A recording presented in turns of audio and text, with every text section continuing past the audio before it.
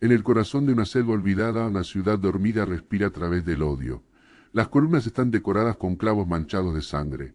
Cada uno es testimonio de una vida cegada. No hay justicia ni compasión.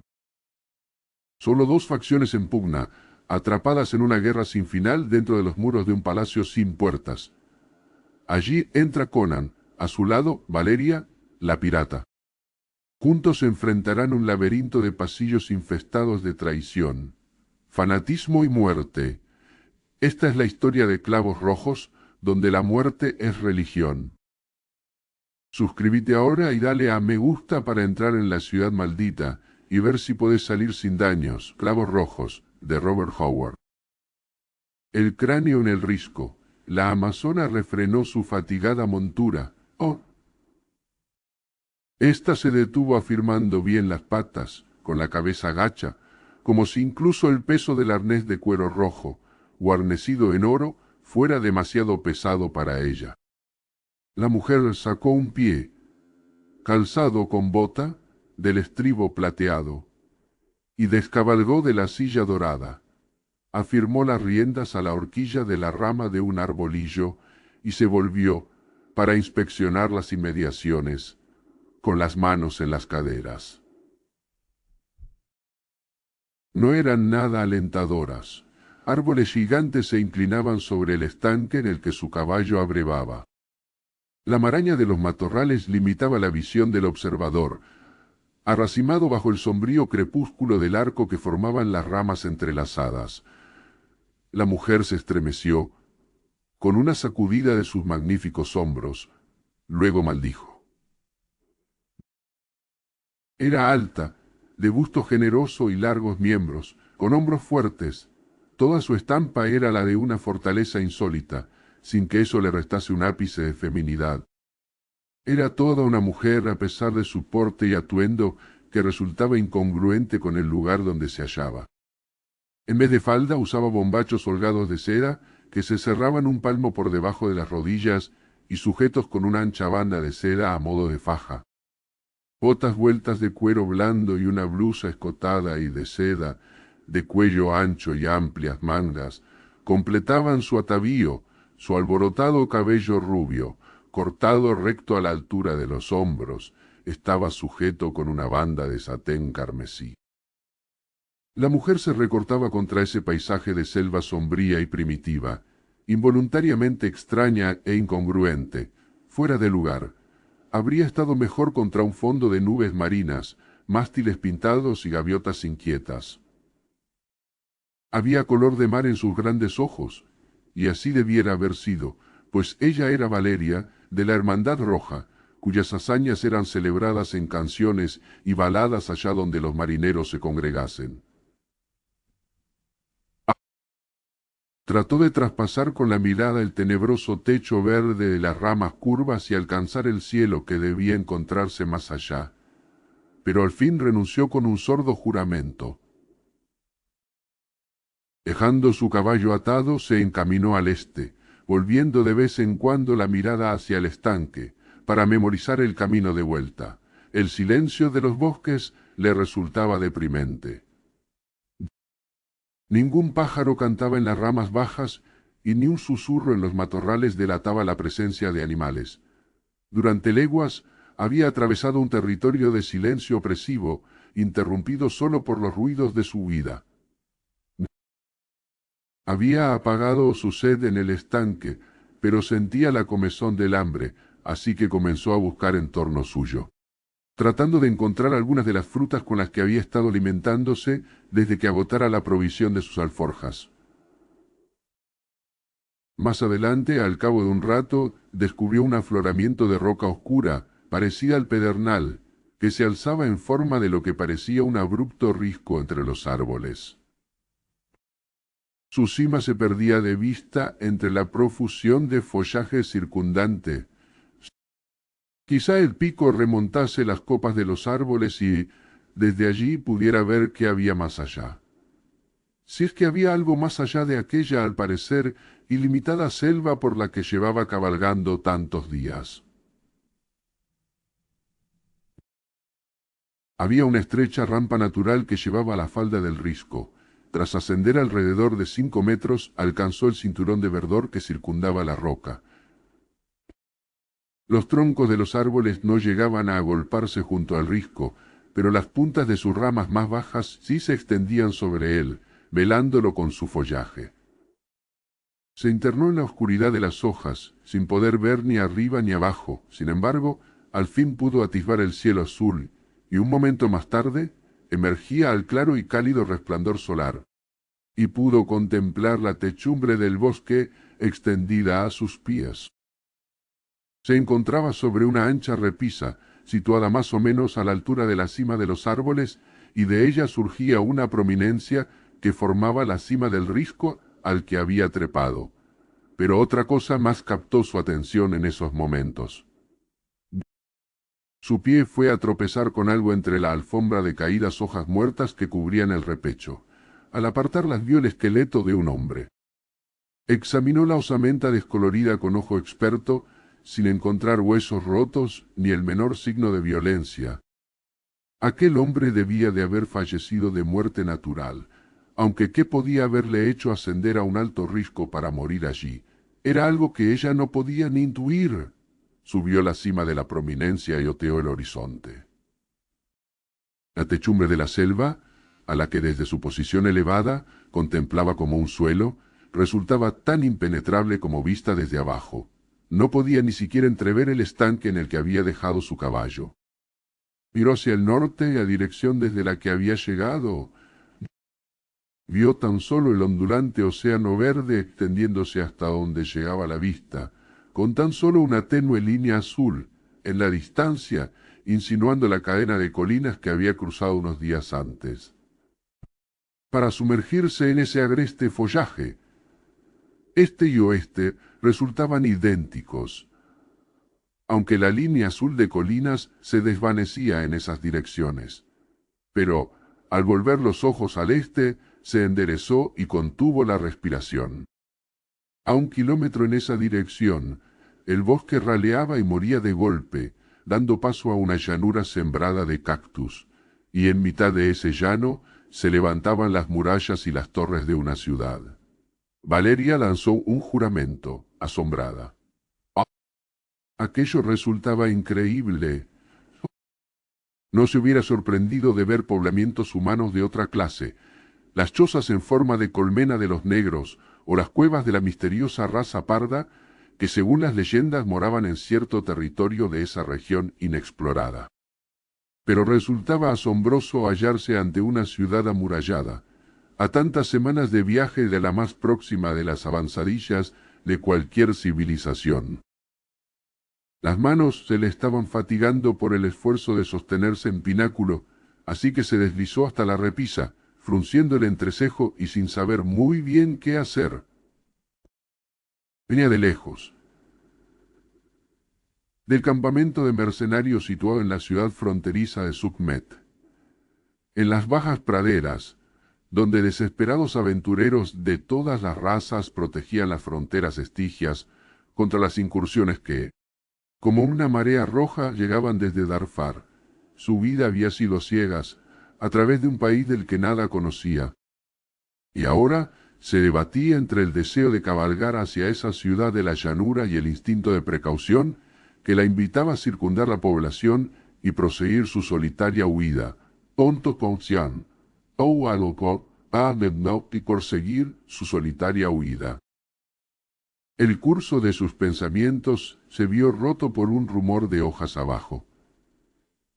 Se volvió como un gato, llevando la mano a la espada, para después quedar petrificada, contemplando con ojos muy abiertos al hombre que estaba ante ella. Tenía casi la estatura de un gigante, con músculos que se tensaban coordinados bajo una piel oscurecida por el sol. Su atuendo era similar al de la mujer, excepto que usaba un ancho cinturón de cuero en vez de faja. Una espada ancha y una daga colgaban de ese cinto. «Conan el Cimerio», exclamó la mujer. «¿Pero qué hace siguiéndome el rastro?» El otro sonrió a duras penas y sus salvajes ojos azules ardieron con una luz que ninguna mujer podía dejar de entender, al tiempo que recorrían su magnífica figura, entreteniéndose en sus espléndidos pechos, marcados bajo la ligera blusa, así como en la carne blanca que asomaba entre perneras y botas. —¿Es que no lo sabes? —se rió. —¿Acaso no te he dejado bien clara mi admiración desde la primera vez que te vi? —¿Un semental no se hubiera expresado con más claridad? —repuso ella, desdeñosamente. —Pero nunca hubiera esperado encontrarte tan lejos de los barriles de cerveza y los pucheros de carne de Sukhmet. ¿De veras me has seguido desde el campamento de Sarayo o te ha echado a latigazos algún granuja? Él se rió de su insolencia e hinchó los poderosos bíceps. De sobra sabéis que Sarayo no tiene bastantes granujas a su servicio para poder expulsarme a latigazos del campamento. Sonrió. Te he seguido desde luego. Y ha sido una suerte para ti, chica. Cuando apuñalaste a aquel oficial Estigio, perdiste el favor y la protección de Sarayo, y te convertiste en una proscrita para los Estigios. Lo sé, reconoció ella. Pero, ¿qué otra cosa podía hacer? Bien sabes hasta qué punto me provocaron. Por supuesto, convino él. De haber estado allí, yo mismo le habría dado de cuchilladas. Pero si una mujer vive en un campamento guerrero, entre hombres, debe esperar tales cosas. Valeria pateó el suelo con su bota y juró. ¿Por qué los hombres no me dejan vivir como uno más? Eso es obvio. De nuevo sus ojos hambrientos la devoraron, pero hiciste bien en huir. Los Estigios te habrían despellejado. El hermano de ese oficial te siguió con mayor rapidez de lo que tú pensabas, creo. No estaba lejos de ti cuando le di alcance. Su caballo era mejor que el tuyo. Te habría alcanzado y cortado el cuello al cabo de pocos kilómetros más. ¿Y bien? Preguntó ella. ¿Y bien qué? El otro mostró un aire desconcertado. ¿Qué ha sido del Estigio? Bueno, ¿a ti qué te parece? Contestó con impaciencia. Lo maté, por supuesto, y dejé sus restos a los buitres. Eso me retrasó, sin embargo, y a punto estuve de perderte el rastro cuando cruzaste las cimas rocosas de las colinas. De no ser por eso te habría dado alcance hace mucho. ¿Y ahora piensas que me vas a llevar a rastras de vuelta al campamento de Sarayo? Inquirió con una sonrisa sarcástica. No digas tonterías, gruñó. Vamos, chica, no seas tan huraña. Yo no soy como ese Estigio al que acuchillaste, y lo sabes. Un pobre vagabundo, eso es lo que eres tú, se burló ella. Él rompió a reír. ¿Y tú qué? Ni siquiera tienes dinero para hacerle unos fondillos nuevos a los bombachos. Tu desdén no me afecta. De sobra sabes que he capitaneado barcos más grandes y más hombres que tú en toda tu vida. En cuanto a lo de no tener una moneda, ¿qué aventurero no es pobre la mayor parte del tiempo? He derrochado por los puertos suficiente oro para colmar un galeón. También lo sabes. ¿Y dónde están ahora los fantásticos galeones y los valientes que estaban bajo tu mando? Se mofó. Casi todos en el fondo del mar, reconoció alegremente. Los cingarios hundieron mi último buque en las costas de Shem, por eso me uní a las compañías libres de Sarayo, pero comprendí que había elegido mal en cuanto marchamos hacia la frontera de Darfar. La paga era escasa y el vino malo, y no me gustan las negras. Y eran las únicas que venían a nuestro campamento en Sukhmet, con anillos en la nariz y dientes limados. ¡Bah! ¿Y por qué te uniste tú a Sarayo? Sukhmet queda muy lejos del mar. Orto el Rojo quería convertirme en su amante, replicó ella de forma sombría. Me descolgué una noche por la borda, estando anclados frente a la costa cushita, y llegué nadando a la orilla. Allí, un traficante shemita me dijo que Sarayo había llevado sus compañías libres al sur a defender la frontera de Darfar. No había nada mejor. Me uní a una caravana que se dirigía al este y al final llegué a Sukhmet. Fue una tontería huir hacia el sur, apuntó Conan, aunque tuvo su parte buena, ya que las patrullas de Sarayo ni pensaron en buscarte en esta dirección. Solo el hermano del hombre al que mataste consiguió encontrar tu rastro. ¿Y qué piensas hacer ahora? Exigió saber ella. Girar al oeste, repuso. Ya he estado antes tan al sur, aunque no tan al este. Tras muchos días de viaje hacia el oeste, llegaremos a las sabanas, donde las tribus negras apacientan su ganado. Tengo amigos entre ellos. Luego iremos a la costa y encontraremos un barco. Estoy harto de la jungla. Pues entonces, ponte en marcha, lo invitó ella. Yo tengo mis propios planes. No digas tonterías. Conan por primera vez mostró signos de irritación. No puedes seguir dando vueltas por la jungla. Claro que puedo, si tal es mi voluntad. ¿Y qué se supone que piensas hacer? Eso no es cosa tuya, replicó. Claro que lo es, repuso él con calma. ¿Acaso crees que te he seguido hasta aquí, para darme la vuelta y regresar cabalgando con las manos vacías? Vamos, chica, sé sensata. No tengo intención de lastimarte. Se adelantó y ella reculó, echando mano a la espada. Atrás, perro bárbaro. Atrás o te ensarto como a un cerdo en la brasa. Él se detuvo, contrariado. ¿Es que quieres que te quite ese juguete y te dé una azotaina con él? ¡Palabras! ¡Palabras! Se mofó ella. Sus ojos audaces brillaron con luces que eran como el resplandor del sol en las aguas azules. Él sabía que no mentía. Ningún hombre podía desarmar a Valeria de la hermandad con las manos desnudas. Frunció el entrecejo, preso de una maraña de emociones contrapuestas. Se sentía irritado, al tiempo que divertido, y lleno de admiración por tanto coraje. Ardía en deseo de apoderarse de esa espléndida figura y estrecharla entre sus brazos de hierro, aunque sobre todo deseaba no herir a la chica. Estaba dividido entre el deseo de sacudirla, para que reaccionase, y el de acariciarla. Bien sabía que, si se ponía al alcance de su espada, la hundiría en su corazón. Había visto Valeria matar a demasiados hombres en escaramuzas fronterizas y en peleas de taberna para engañarse al respecto. Sabía que era rápida y feroz como una tigresa. Podía recurrir a su propio espadón y desarmarla arrancando la hoja de su mano. Pero la idea de empuñar una espada contra una mujer, incluso aunque ésta tratase de hacerle daño, era algo inadmisible para él. «Maldita seas, descarada», exclamó.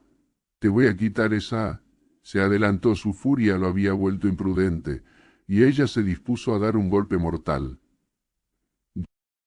Entonces se produjo una brusca interrupción de esa escena, a un tiempo cómica y peligrosa. «¿Qué es eso?», fue Valeria quien lanzó tal exclamación, pero ambos se sobresaltaron y Conan se volvió con ligereza de gato, su gran espada relampagueando en la mano. A sus espaldas, en el bosque, había estallado un estremecedor coro de gritos, relinchos de caballos presas de terror y agonía. Mezclado con tales gritos, les llegaba el repetido chasquido de unos huesos al astillarse.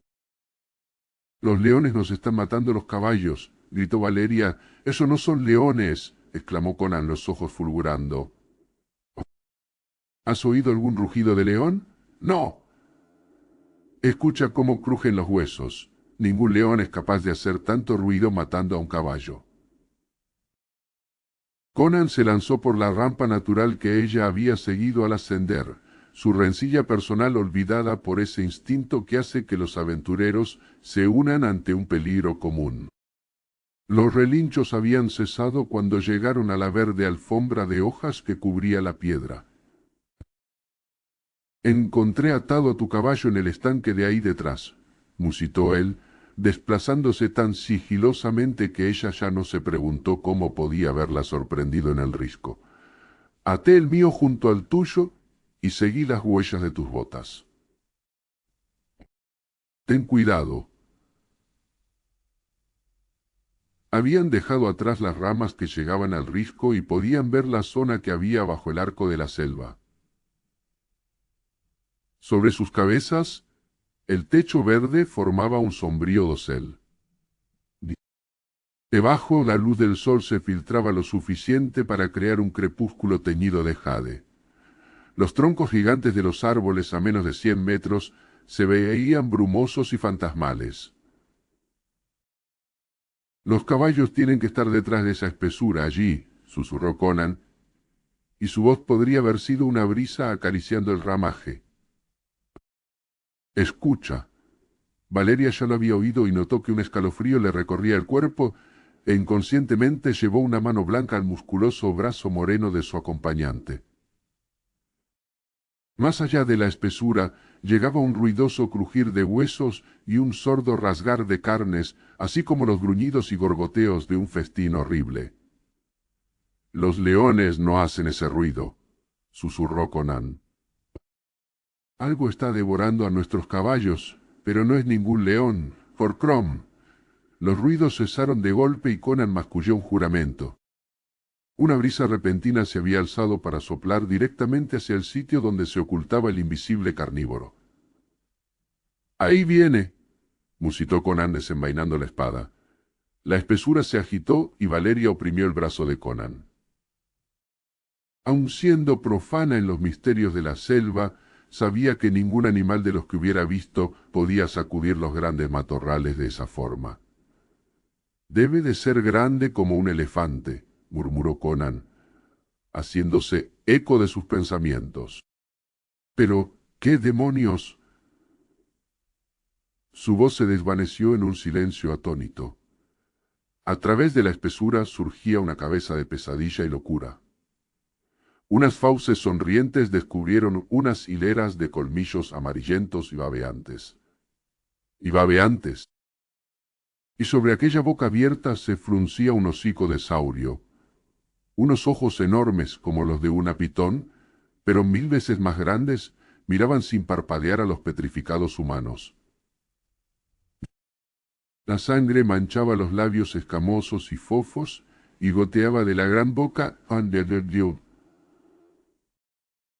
La cabeza, mayor que la de cualquier cocodrilo, se proyectaba desde un largo cuello escamoso, armado con crestas dentadas, y detrás, haciendo crujir matorrales y arbolillos, anadeaba un torso titánico, gigantesco y con forma de barril. Sobre unas patas absurdamente cortas, la panza blanquecina casi se arrastraba por el suelo, mientras que los picos cerrados del dorso se alzaban más arriba de lo que Conan pudiera haber llegado poniéndose de puntillas. Una larga cola afilada como la de un titánico escorpión se arrastraba detrás. «Volvamos arriba, rápido», urgió Conan empujando a la chica. «No creo que pueda trepar, pero puede ponerse a 2 patas y atraparnos», abatiendo ruidosamente matorrales y arbolillos. El monstruo se abalanzó hacia ellos. Conan y Valeria corrieron como hojas que lleva el temporal. Mientras subía por el frondoso telón de hojas, Valeria lanzó una mirada tras de sí, lo que le mostró al titán alzándose de forma espantosa sobre sus enormes patas traseras, tal como Conan había predicho. Aquella visión la llenó de pánico. Según se acercaba, la bestia parecía aún más gigantesca, con su hocicuda cabeza alzándose entre los árboles como una torre. Entonces, la mano de hierro de Conan se cerró sobre su muñeca y se vio arrastrada a través de la cegadora profusión de follaje, y de nuevo salió al cálido resplandor del sol, justo cuando el monstruo se dejaba caer sobre sus patas delanteras contra el risco con un impacto que hizo vibrar la roca. La inmensa cabeza irrumpió a través del ramaje en pos de los fugitivos, y éstos miraron atrás para encontrarse por un espantoso momento con aquella visión de pesadilla enmarcada entre las verdes hojas. Los ojos llameantes y las fauces abiertas de par en par. Luego los colmillos gigantescos chasquearon en vano y por fin la cabeza retrocedió, desapareciendo de la vista como si se hubiera hundido en un estanque. Atisbando a través de las ramas rotas que circundaban la peña, lo vieron sentado sobre las patas traseras, al pie del risco, mirando sin pestañear hacia arriba, en dirección a ellos. Valeria se estremeció. ¿Cuánto tiempo crees que se quedará ahí? Conan propinó un puntapié a la calavera caída sobre la alfombra de hojas muertas. Este desdichado debió de trepar hasta aquí para escapar de él o de uno de su especie. Debió morir de inanición. No hay huesos rotos. Ese debe de ser uno de esos dragones de los que los negros hablan en sus leyendas. Si es así, se quedará ahí abajo hasta que muramos. Valeria lo miró aturdida. Cualquier resentimiento ya olvidado. Tuvo que luchar contra un brote de pánico. Si ganen del dinero por Dios, podría vender la dinero hasta la conciencia. Había demostrado un valor temerario, 1000 veces, en feroces combates en tierra y mar, en las cubiertas resbaladizas por la sangre de buques envueltos en llamas, en el asalto a ciudades amuralladas y en las pisoteadas playas arenosas donde los proscritos de la Hermandad Roja bañaban sus cuchillos en sangre ajena, durante las disputas por las jefaturas. Pero la perspectiva que ahora tenía delante le helaba la sangre. Un tajo recibido en el calor de la batalla no era nada, pero sentarse inactiva e inerme en una roca pelada a esperar la muerte, asediada por un monstruoso superviviente de una edad más antigua, aquel pensamiento hizo que el pánico se apoderase de ella. Tendrá que irse a comer y beber, apuntó desfallecida. No tiene que ir muy lejos para eso, indicó Conan. Ahora está hita de carne de caballo y al igual que las serpientes, puede pasarse mucho tiempo sin comer ni beber, solo que me parece que éste no duerme después de comer, como hacen las serpientes. De todas formas, no puede trepar por este risco. Conan hablaba imperturbable. Era un bárbaro, y la terrible paciencia de los salvajes, aprendida durante su infancia, tenía tanta fuerza en él como sus anhelos y su rabia. Podía afrontar una situación como esa con una frialdad impensable en una persona civilizada. No podríamos subirnos a los árboles y alejarnos yendo como monos de rama en rama, preguntó ella con desesperación. Pero él negó con la cabeza. Ya he pensado en eso. Las ramas que tocan el risco son demasiado endebles. Se romperían bajo nuestro peso. Además me parece que ese monstruo puede arrancar de cuajo cualquiera de estos árboles. Bueno, y nos vamos a quedar aquí sentados hasta morir de hambre como este, gritó rabiosa y le dio una patada a la calavera. Yo desde luego no. Voy a bajar y voy a cortarle la cabeza a ese... Conan se había apostado en un saliente rocoso al pie de la cima. Contemplaba con un relampagueo de admiración esos ojos ardientes y la figura tensa y temblorosa, pero comprendiendo que se encontraba al borde de un ataque de nervios, no dejó traslucir la atracción que sentía al hablar. Siéntate, gruñó, tomándola de las muñecas e instalándola sobre sus rodillas. Ella estaba demasiado sorprendida para resistirse cuando le quitó la espada de las manos y la devolvió a la vaina. Toma asiento y cálmate. Toma asiento y cálmate. Lo único que conseguirías sería romper la hoja contra sus escamas. ¿Te comería de un bocado o te aplastaría como un huevo con esa cola espinosa suya? Tenemos que buscar la forma de salir, pero ha de ser sin que nos hinque el diente y nos devore. Ella no replicó ni trató de rechazar el brazo que la ceñía por la cintura. Estaba aterrorizada, y la sensación resultaba nueva para Valeria de la Hermandad Roja Teoría. Así que se sentó en las rodillas de su compañero. «Oh Captor», con una docilidad que hubiera dejado estupefacto a Sarayo, que la había catalogado de diableza escapada del serrallo del infierno. Conan jugueteaba con sus rizos rubios, aparentemente interesado solo en seducirla. Ni el esqueleto a sus pies ni el monstruo que se agazapaba allá abajo perturbaban su mente o embotaban el filo de su interés. Los incansables ojos de la chica recorriendo el follaje de abajo, descubrieron manchas de color entre el verde. Eran frutos esféricos, grandes y de color carmesí oscuro, suspendidos de las ramas de un árbol cuyas hojas, anchas, eran de un verde particularmente intenso. Comenzó a sentirse a un tiempo sedienta y hambrienta, aunque la sed no la había asaltado hasta que comprendió que no podía descender del risco para buscar comida y bebida. No moriremos de hambre, indicó. No moriremos de hambre, indicó. Tenemos frutos al alcance de la mano. Conan miró hacia donde le señalaba. Si comemos de eso, no tendremos que preocuparnos por las fauces del dragón, gruñó. Eso es lo que los negros de Kush llaman las manzanas de Derketa. Derketa es la reina de los muertos. Bebe un poco de ese zumo o úntatelo sobre el cuerpo, y estarás muerta antes de descender del risco. Oh, Valeria cayó en un desanimado silencio. Parecía no haber forma de salir de allí. Reflexionó con pesimismo. No veía forma alguna de huir, y Conan solo parecía interesado en su flexible cintura y sus rizos. Si estaba maquinando un plan de huida, no daba muestras de ello. Si me quitas las manos de encima el tiempo suficiente para subir a la cima del risco, le dijo de repente, verás algo que te sorprenderá. Él le lanzó una mirada inquisitiva, antes de obedecer con una sacudida de sus grandes hombros. Tras trepar al afilado pináculo, lanzó la mirada sobre el techo boscoso. Se quedó un largo rato en silencio, plantado como una estatua de bronce sobre la roca. Es una ciudad amurallada. Desde luego, musitó al cabo.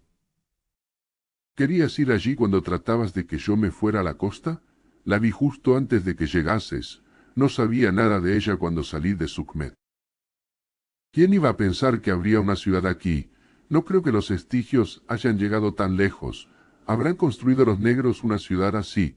No veo rebaños en la llanura, ni indicios de cultivos o gente en las inmediaciones. ¿Y cómo ibas a verlo desde esta distancia?, preguntó ella. Él se encogió de hombros y descendió. Bueno, los habitantes de esa ciudad no van a ayudarnos ahora, y no podrían aunque quisieran.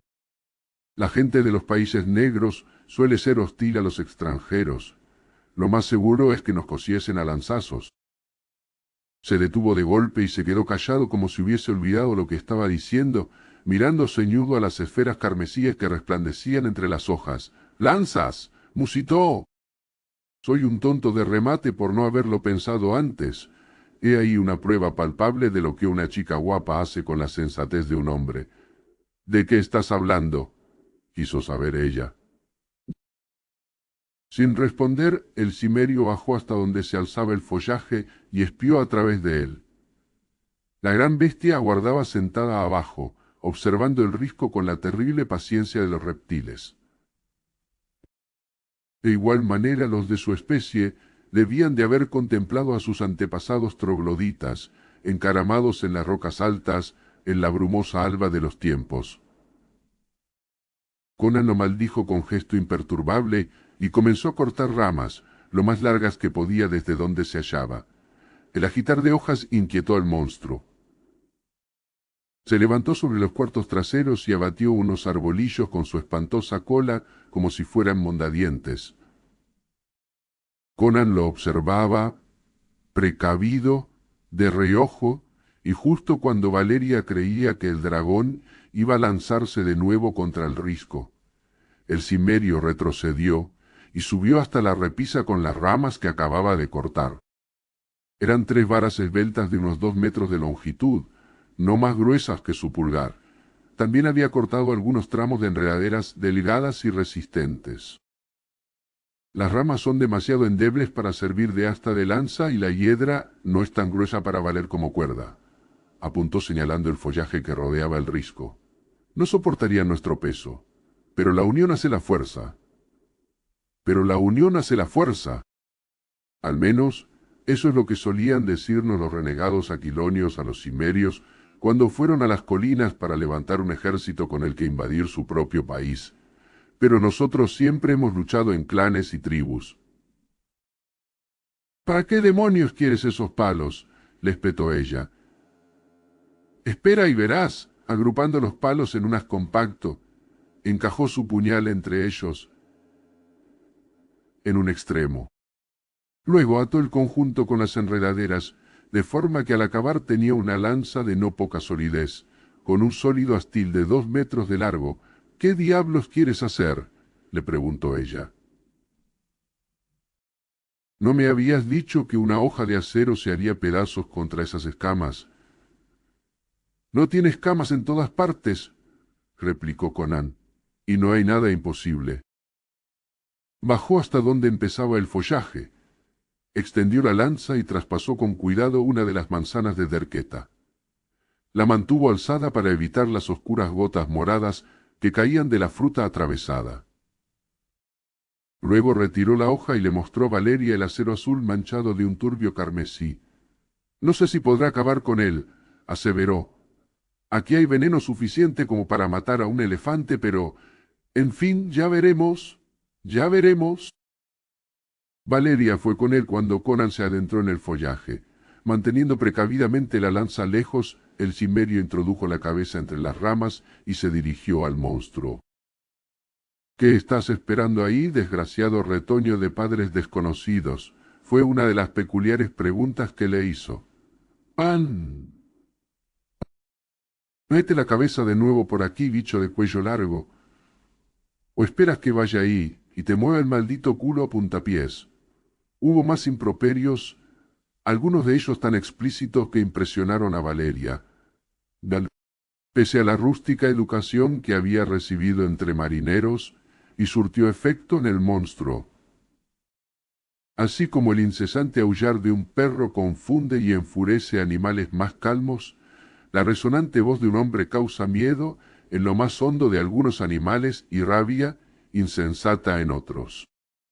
De repente y con estremecedora rapidez, el mastodóntico monstruo se alzó sobre sus poderosas patas traseras y lanzó el cuello y el cuerpo en un furioso esfuerzo por alcanzar al vociferante pigmeo, cuyo clamor perturbaba el silencio primigenio de su arcaico reino.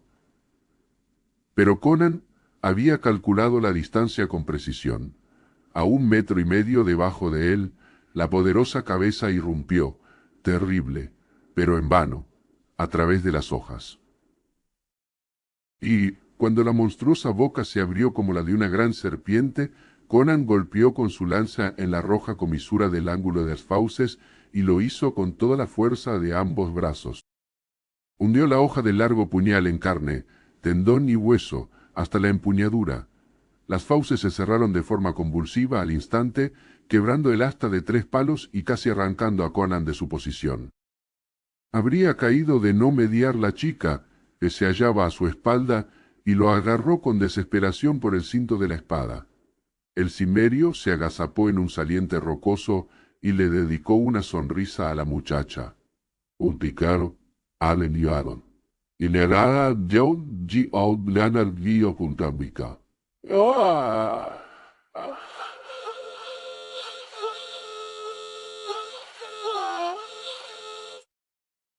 El monstruo se revolcaba como perro escaldado.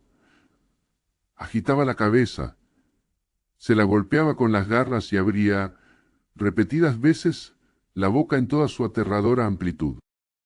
Por fin logró poner una inmensa pata delantera sobre el roto astil y se las arregló para arrancar la hoja. Luego alzó la cabeza, las mandíbulas abiertas y echando sangre, para observar el risco con una furia e inteligencia tan reconcentradas que Valeria tembló y empuñó su espada. Las escamas a lo largo de la espalda y el lomo pasaron del pardo herrumbroso a un espeluznante rojo turbio. Además, el silencio que mantenía el monstruo se había roto de forma horripilante. Los sonidos que brotaban de sus fauces sangrantes no se parecían a los que pudiera lanzar ningún otro ser de la creación. Con bramidos discordantes y chirriantes, el dragón se lanzó contra el risco que era el baluarte de sus enemigos. Una y otra vez. La tremenda cabeza irrumpió entre las ramas. Mordiendo el aire, lanzó su enorme y poderoso peso contra el risco, hasta que éste vibró desde la base a la cima. Y escarbaba con sus patas delanteras a semejanza de un hombre, como si tratara de arrancar el risco, lo mismo que si fuera un árbol. Tal exhibición de furia primordial heló la sangre en las venas de Valeria, pero Conan estaba demasiado próximo a lo primitivo para sentir otra cosa que cierto interés.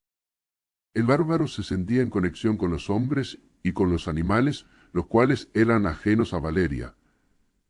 El monstruo era, para Conan, tan solo una forma de vida que difería de él en la forma física. Le atribuía características similares a las suyas y en su ira veía una contrapartida a su propia furia, y sus rugidos y bramidos eran tan solo equivalentes reptilianos de las maldiciones que él mismo le había dirigido. Sintiendo un parentesco con todos los seres salvajes, incluidos los dragones, le era imposible experimentar el espantoso terror que asaltaba a Valeria a la vista de la ferocidad de la bestia. Se sentó a observarlo con tranquilidad y fue comentando los diversos cambios que tenían lugar en su voz y sus acciones. «El veneno está haciendo efecto», afirmó. «No creo». Para Valeria resultaba imposible que algo, cualquier cosa, por muy letal que fuese, pudiera hacer algún efecto en aquella montaña de músculo y furia.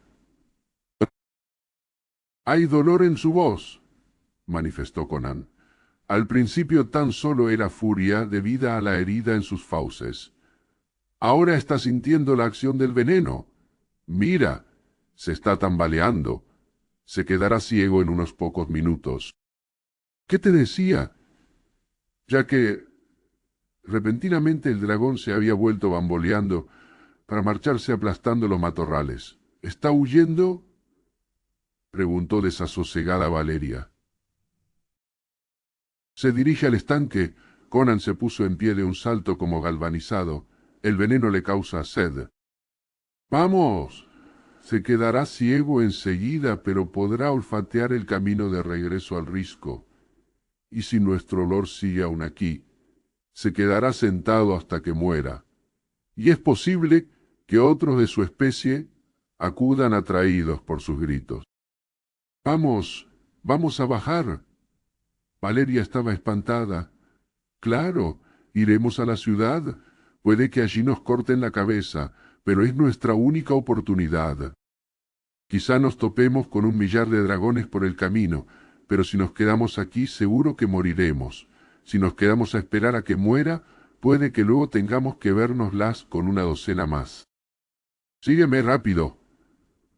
Bajó por la rampa con tanta agilidad como un mono, deteniéndose solo para ayudar a su compañera menos ducha, que hasta que vio trepar al cimerio. Había creído no tener nada que envidiar a ningún hombre a la hora de moverse por los aparejos de un buque o por la escarpada faz de un acantilado.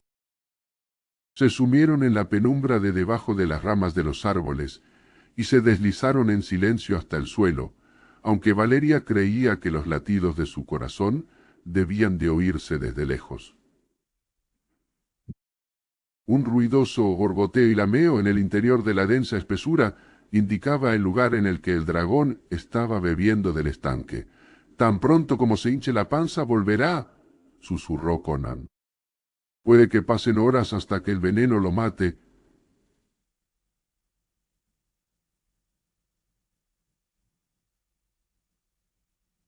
Si es que llega a hacerlo,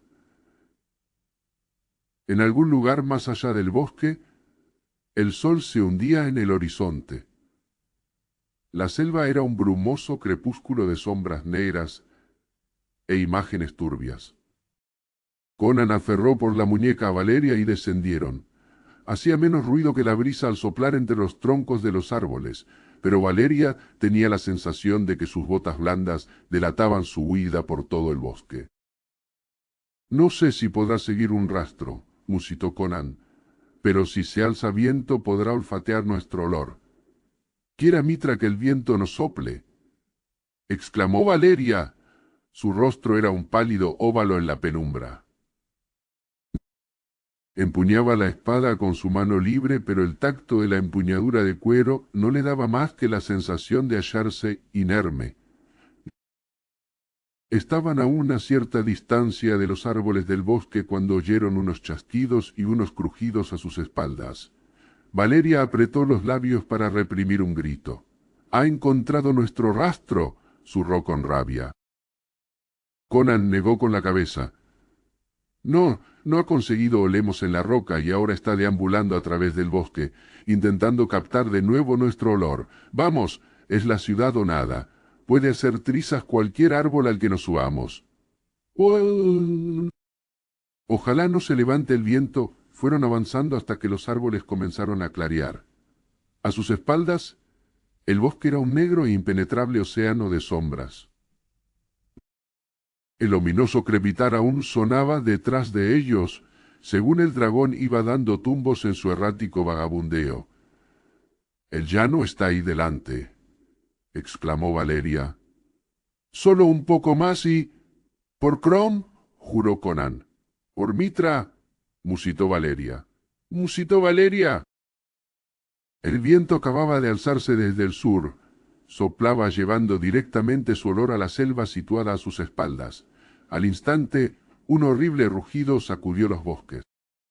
Los aterradores chasquidos de la vegetación se tornaron en un sostenido crujir, a medida que el dragón acudía como un huracán directo hacia el olor de sus enemigos, olor que le llegaba en alas del viento. «¡Corre!», gruñó Conan, los ojos relampagueando como los de un lobo acorralado. «Es lo único que podemos hacer. Las botas de marinero no están hechas para correr a toda velocidad, y la vida de un pirata no enseña a correr». Al cabo de unos 100 metros, Valeria jadeaba y se tambaleaba, y a sus espaldas los crujidos iban dando paso a un trueno arrollador, mientras el monstruo irrumpía a través de las espesuras y los espaciados árboles. Conan, sujetando a la mujer con brazo de hierro, medio la arrastraba, haciendo que los pies de ella apenas tocasen el suelo al seguir la carrera a una velocidad que Valeria sola nunca hubiera alcanzado. Si podían mantenerse por delante de la bestia durante un tiempo, quizá que el traicionero viento amainase, pero el aire seguía soplando y una rápida mirada a su espalda reveló a Conan que el monstruo estaba ya casi encima de ellos, llegando como una galera de guerra en alas del temporal. Conan dio un empellón a Valeria, con tal fuerza que la hizo ir dando traspiés unos 4 metros, hasta caer desmañadamente al pie del árbol más cercano. El cimerio decidió salir al paso del atronador titán. Seguro de estar afrontando la muerte, el cimerio obró por instinto, abalanzándose contra la espantosa cara que se le venía encima. Conan brincó, golpeando como un gato salvaje y sintiendo que su espada se hundía en las escamas que revestían el poderoso hocico. Acto seguido, un impacto aterrador lo mandó dando tumbos y volteretas. Unos 5 metros, perdido el aliento y casi la vida. Nadie podría explicar cómo el aturdido cimerio se puso en pie. Pero el único pensamiento que tenía en mente era la mujer que yacía aturdida e indefensa, casi en el camino de aquel diablo que avanzaba a toda velocidad, y antes aún de recobrar el resuello, ya estaba de nuevo levantado. La espada en la mano. Ella seguía allí donde la había arrojado, esforzándose por sentarse. Ni un desgarrador colmillo, ni una zarpa lacerante la habían tocado. La espalda o una pata delantera era lo que había impactado contra Conan, y el monstruo ciego había seguido su carga, olvidando a las víctimas cuyo olor perseguía, preso de una repentina agonía. Lanzado de cabeza, corrió atronadoramente hasta que embistió de cabeza contra un gigantesco árbol que había en su camino. El impacto arrancó el árbol de cuajo y debió de hundirle el cráneo y aplastarle los sesos.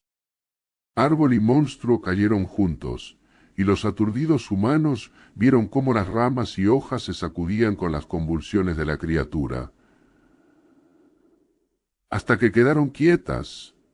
Conan ayudó a Valeria a levantarse y se lanzaron a una frenética carrera. Momentos más tarde salieron a la llanura desarbolada, en el calmo crepúsculo. Conan se detuvo un instante a mirar la negra espesura que había a su espalda. Ni una hoja se movía, ni un pájaro cantaba. se mantenía en el mismo silencio que debían guardar antes de la creación del hombre. «Vamos», musitó, tomando de la mano a su compañera. «Todo es cuestión de suerte ahora. Si salen más dragones del bosque detrás de nosotros...» No acabó la frase. La ciudad se veía muy lejos, al otro lado del llano, más distante de lo que había parecido desde el risco. El corazón de Valeria martilleaba y le faltaba el aire. A cada paso, esperaba oír el crujido de los matorrales y ver cómo otra pesadilla colosal se precipitaba contra ellos. Pero nada perturbó el silencio de la espesura. Tras poner el primer kilómetro entre ellos y la selva, Valeria comenzó a respirar con más alivio. Su desbordante autoconfianza empezó a volver a ella. El sol se había puesto, y la oscuridad se apoderaba de la llanura, menguada un poco por las estrellas, que convertían a los cactus en grandes fantasmas. «Ni rebaños ni cultivos», murmuró Conan. «¿De qué vivirá esta gente? Quizá guardan el ganado en rediles durante la noche», sugirió Valeria, «y los campos y los pastos están al otro lado de la ciudad». «Puede», gruñó. «Sin embargo, no vi nada de eso desde el risco».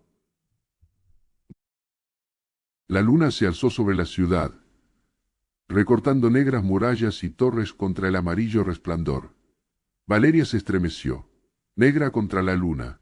La extraña ciudad tenía un aspecto sombrío y siniestro. Quizá el mismo pensamiento asaltó a Conan. Ya que se detuvo, observó en torno y gruñó. «Nos detendremos aquí. No tiene sentido acercarnos a las puertas en plena noche. Sin duda, no nos dejarían entrar. Además, necesitamos descansar y no sabemos cómo nos van a recibir. Unas pocas horas de sueño nos repondrán las fuerzas por si tenemos que luchar o huir».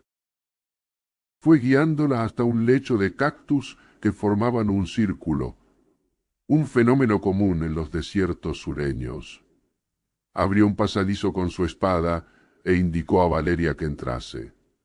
«Aquí al menos estaremos a salvo de serpientes. Aquí al menos estaremos a salvo de serpientes». «¿Crees que saldrá algún dragón de la selva? Montaremos guardia», repuso él sin dar explicaciones de qué harían en el caso de que sucediera tal cosa. Estaba observando la ciudad unos pocos kilómetros más allá. Ni una luz brillaba en los pináculos ni en las torres. Era una gran masa negra de misterio, alzándose crípticamente contra la luz de la luna. «Acuéstate y duerme. Yo haré la primera guardia». Ella dudó, mirándolo indecisa, pero él se sentó con las piernas cruzadas en la abertura, frente a la llanura y con la espada cruzada sobre las rodillas. Un instante después, Valeria se había tumbado en la arena, en el interior del círculo espinoso. «Avísame cuando la luna esté en lo más alto», le dijo. Él no respondió, ni la miró. Su última impresión, mientras se hundía en el sueño, fue la de su musculosa figura, inmóvil como una estatua de bronce, recortada contra el apagado resplandor de las estrellas. Al resplandor de las joyas llameantes, Valeria despertó sobresaltada al darse cuenta de que un día gris iba ya extendiéndose sobre la llanura. Se sentó y se frotó los ojos. Conan estaba junto a los cactus cortando las gruesas paletas y arrancando con destreza las espinas. «No me has despertado», le reprochó, «me has dejado dormir toda la noche». «Estabas cansada y además debe dolerte el trasero después de una cabalgata tan larga. Los piratas no estáis acostumbrados a montar». «¿Y tú qué? He sido cosac antes que pirata», repuso. «Y esos viven en la silla». «He estado echando cabezadas como una pantera que espera junto al rastro a que aparezca algún venado». Mis oídos estaban alerta mientras mis ojos dormían. Y en efecto, el gigante bárbaro parecía tan fresco como si hubiera dormido toda la noche sobre un lecho dorado. Tras quitar las espinas y pelar la recia piel, tendió a la chica un pedazo de cactus grueso y rebosante de jugo. «Mastica esta pulpa. Es comida y bebida para los hombres del desierto. Cierta vez fui un jefe entre los suajiros, gente del desierto que vive de saquear caravanas. Hay algo que no haya sido. inquirió, entre divertida y fascinada. Nunca he sido rey en un país iborio, sonrió burlón y dio un enorme bocado de cactus, pero he soñado que llegaba a serlo y algún día lo seré. ¿Por qué no habría de serlo? Ella negó con la cabeza, estupefacta ante esa audacia, y empezó a devorar la pulpa. La encontró no del todo desagradable al paladar y llena de un zumo fresco que calmaba la sed. Al acabar de comer, Conan se limpió las manos en la arena, se puso en pie, se pasó los dedos por su espesa melena negra, se ciñó el cinto de la espada y dijo: «Bueno, vamos. Si la gente de esa ciudad nos va a cortar la cabeza, mejor que sea ahora, antes de que apriete el calor». Su sombrío humor era inconsciente, pero Valeria reparó en que bien podía ser profético. Ella también se ajustó el cinturón de la espada al ponerse en pie. Habían pasado los terrores de la noche, los rugientes dragones de la lejana selva. Eran un sueño brumoso. Caminó resuelta al lado del cimerio. Cualesquiera que fueran los peligros que les aguardaran, sus enemigos serían humanos. Y Valeria de la Hermandad Roja aún no había conocido a ningún hombre capaz de darle el miedo. Conan la miró mientras caminaba a su lado, con ese paso resuelto que tanto se parecía al suyo. «Caminas más como los hombres de las colinas que como un marino», dijo. «Debes de ser Aquilonia. El sol de Darfar no ha conseguido broncear tu piel blanca. Más de una princesa te envidiaría. Soy Aquilonia», reconoció. Aquellos piropos no la irritaban, la evidente admiración de Conan la complacía. Se hubiera irritado con cualquier otro hombre que la hubiera dejado dormir mientras él montaba guardia, pues siempre había rechazado con fiereza cualquier intento masculino de protegerla o ampararla en deferencia a su sexo. Pero encontraba un secreto placer en el hecho de que ese hombre lo hubiera hecho, y él no había tratado de abusar de su miedo e indefensión. Después de todo, reflexionó, su compañero no era un hombre cualquiera. El sol se alzaba tras la ciudad, tiñendo las torres de un siniestro carmesí. «Negra contra la luna por la noche», gruñó Conan, con los ojos nublados por la abismal superstición del bárbaro. «¡Ay!». «Rojo sangre contra el sol naciente. No me gusta nada esta ciudad». Pero prosiguieron y, según lo hacían, Conan señaló el hecho de que ningún camino llegaba a la ciudad desde el norte. «Ningún ganado ha pisado estas explanadas», dijo. «Y ningún arado ha tocado este suelo desde hace años, siglos quizá. Pero mira, alguna vez hubo aquí cultivos». Valeria vio las antiguas acequias que le indicaba, medio cegadas en ciertos lugares y cubiertas de cactus. La perplejidad fue calando en ella a medida que sus ojos recorrían el llano, que iba de la ciudad al borde selvático, el cual formaba una barrera inmensa y brumosa. La vista no llegaba más allá. Contempló con desasosiego esa ciudad. Ni cascos ni puntas de lanza refulgieron en los parapetos. No sonaron trompetas ni hubo desafío alguno desde las torres. Un silencio tan absoluto como el que cubría la selva se cernía sobre los muros y minaretes. El sol se había ya alzado bien alto sobre el horizonte oriental cuando llegaron ante la gran puerta del norte, a la sombra de la alta muralla. El óxido cubría el hierro que reforzaba el poderoso portón de bronce. Las telarañas relucían tensas sobre las bisagras, las oquedades y las hojas cerradas. «Esto no se ha abierto desde hace años», exclamó Valeria. «Es una ciudad fantasma», gruñó Conan. «Por eso las acequias estaban ciegas y las llanuras sin cultivar. ¿Quién construiría esto? ¿Quién vivió aquí? ¿A dónde fueron? ¿Por qué la abandonarían? Y quién sabe, puede que la edificara un clan de exiliados estigios. Aunque lo más seguro es que no parece arquitectura estigia. Quizás sus gentes fueron obligadas a huir por sus enemigos, o fueron exterminadas por una plaga. En tal caso sus tesoros deben de estar ahí dentro, acumulando polvo y telarañas», sugirió Valeria, despertada la codicia de su profesión. a la que se sumaba además la curiosidad femenina. ¿Sería posible abrir la puerta? Merecería la pena explorar un poco. Conan contempló dudoso el pesado portón, pero apoyó los grandes hombros contra él y empujó con todo el poder de su tremenda musculatura. Con un chirrío de bisagras enmohecidas, la puerta fue abriéndose poco a poco hacia adentro, y Conan empuñó su espada. Valeria atisbó por encima de su hombro y dejó escapar una exclamación de sorpresa.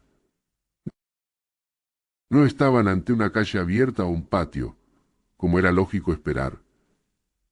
El portón o puerta abierta daba directamente a un vestíbulo largo y ancho que se extendía hasta perderse de vista.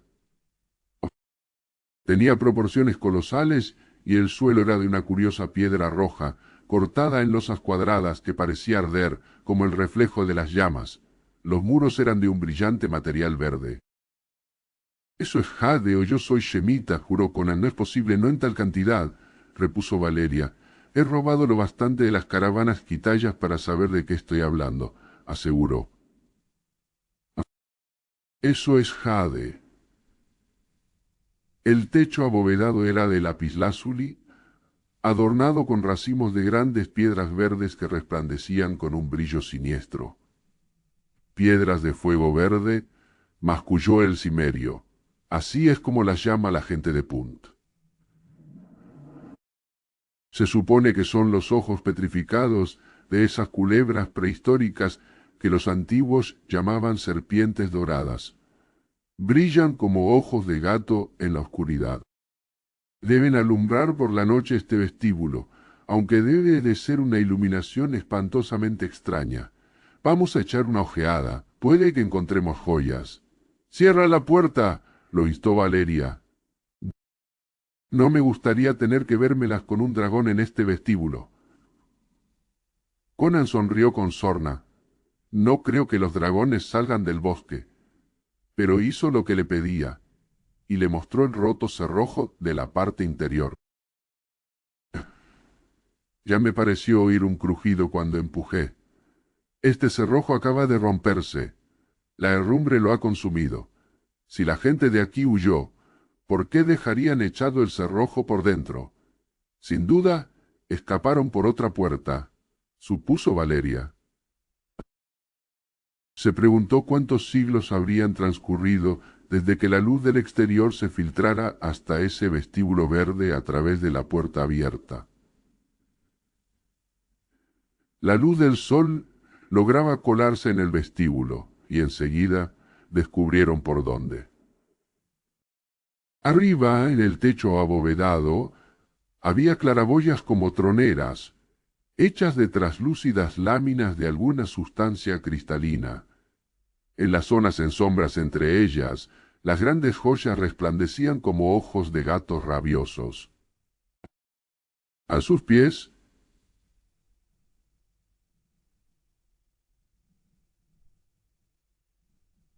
el polvoriento y llamativo suelo resplandecía con los cambiantes matices y colores de las llamas.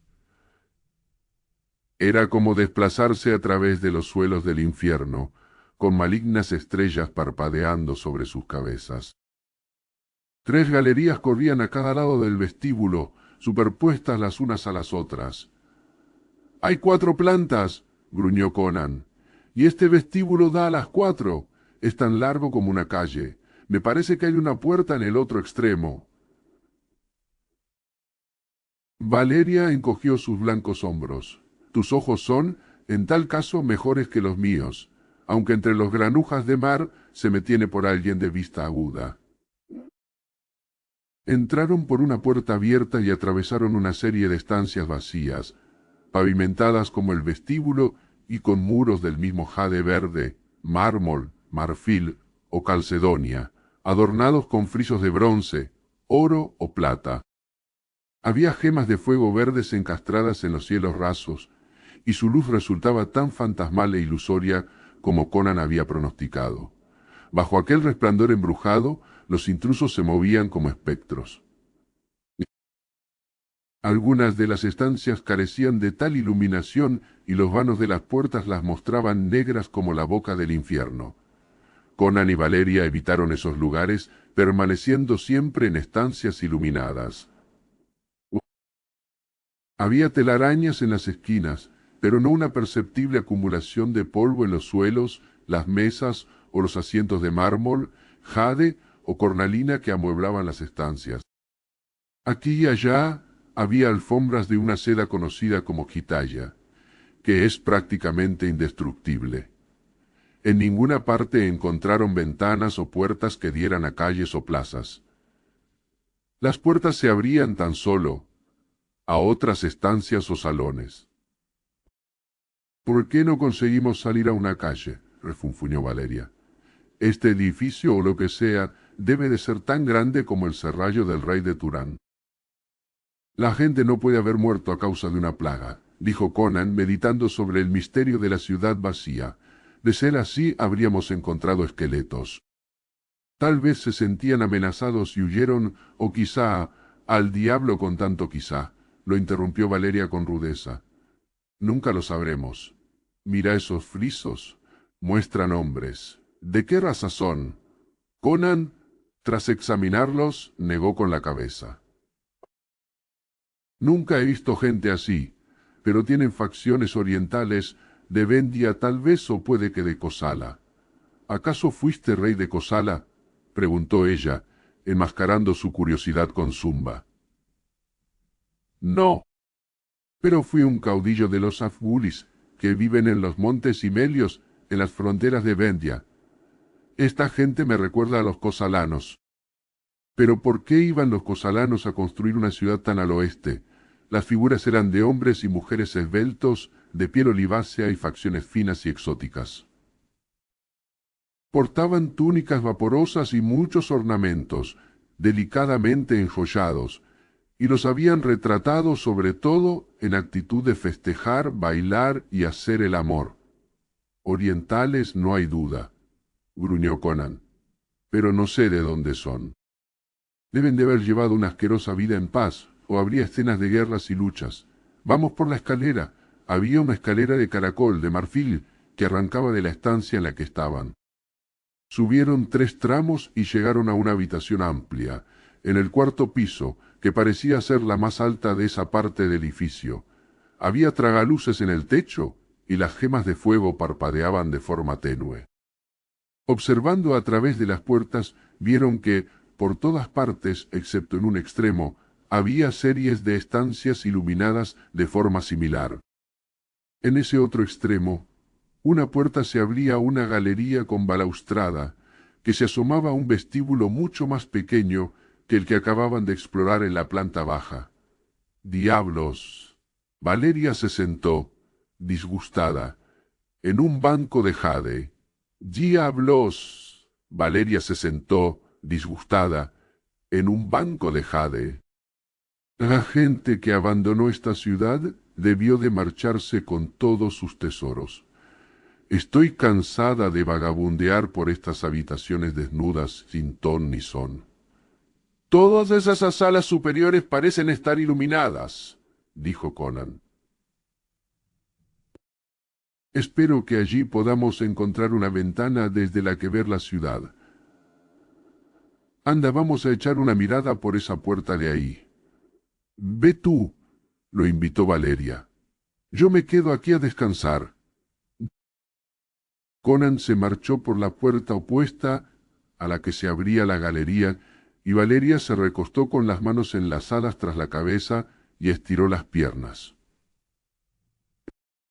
Las estancias y salas silenciosas, con sus resplandecientes ornamentos verdes y sus ardientes suelos carmesíes, estaban empezando a deprimirla.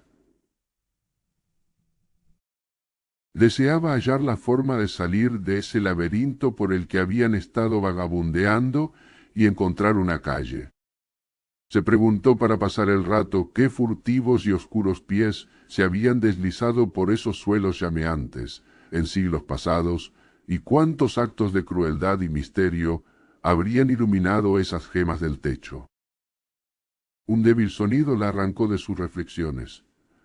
Antes de comprender qué la había perturbado, ya estaba en pie con la espada en la mano.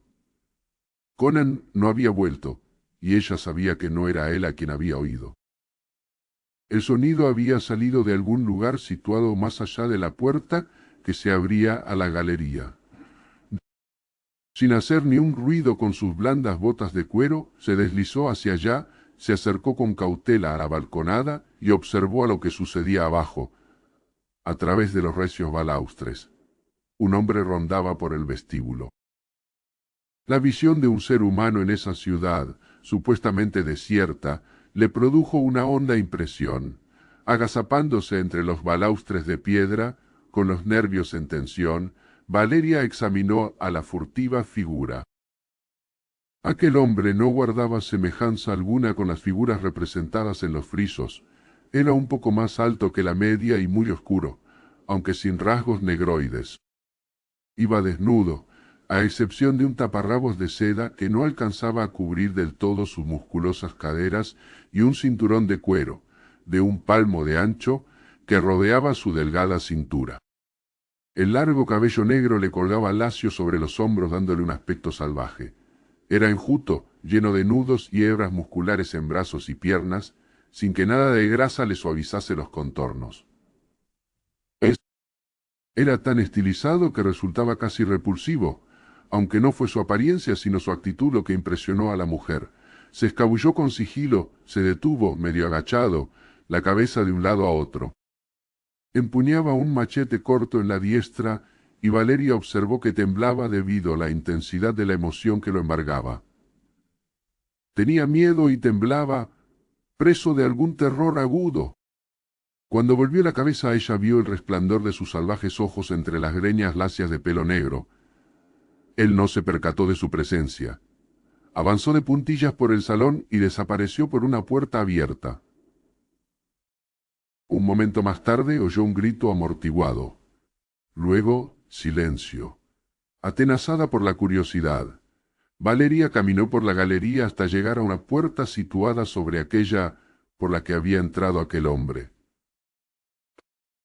Daba a otra galería más pequeña que circundaba una gran estancia.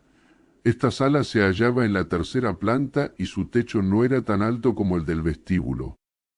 La única iluminación era la de las piedras de fuego y su salvaje resplandor verde dejaba en sombras los vanos que había bajo la balconada.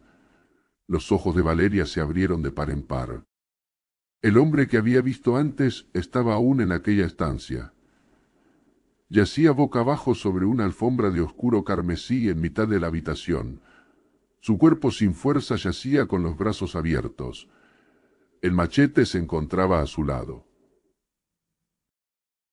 Se preguntó por qué estaba tendido tan inmóvil. Luego sus ojos se estrecharon al fijarse en la alfombra sobre la que se encontraba.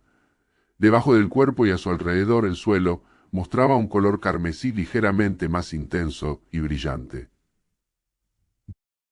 Estremeciéndose, se asomó a la balaustrada, tratando de penetrar con la vista las sombras situadas bajo la galería. Pero no vio nada. De repente, otra figura entró en aquel oscuro drama. El recién llegado era un hombre parecido al primero y apareció por una puerta opuesta a la que daba a la sala. Los ojos de éste centellearon al ver al hombre en el suelo y dijo algo, en sordina, que sonó como Shebe Chikmek yo, pero el otro no se movió. El hombre se desplazó con rapidez, se inclinó, tomó al hombre caído por el hombro y le dio la vuelta. Un grito ahogado se le escapó cuando la cabeza cayó flácida, mostrando una garganta cortada de oreja a oreja. El hombre dejó caer el cuerpo sobre la alfombra manchada de sangre y se puso en pie, temblando como una hoja. ¡Oh! Su rostro era una máscara cenicienta de terror. Pero cuando ya flexionaba las piernas para salir huyendo, se quedó súbitamente inmóvil, como una estatua, mirando al otro lado de la estancia con ojos desorbitados. Entre las sombras, bajo la balconada, una luz fantasmal comenzaba a resplandecer e intensificarse con un brillo que no provenía del fulgor de las piedras de fuego. Valeria sintió cómo se le erizaba el vello al mirar, ya que, vagamente visible en el vibrante resplandor, emergía un cráneo humano.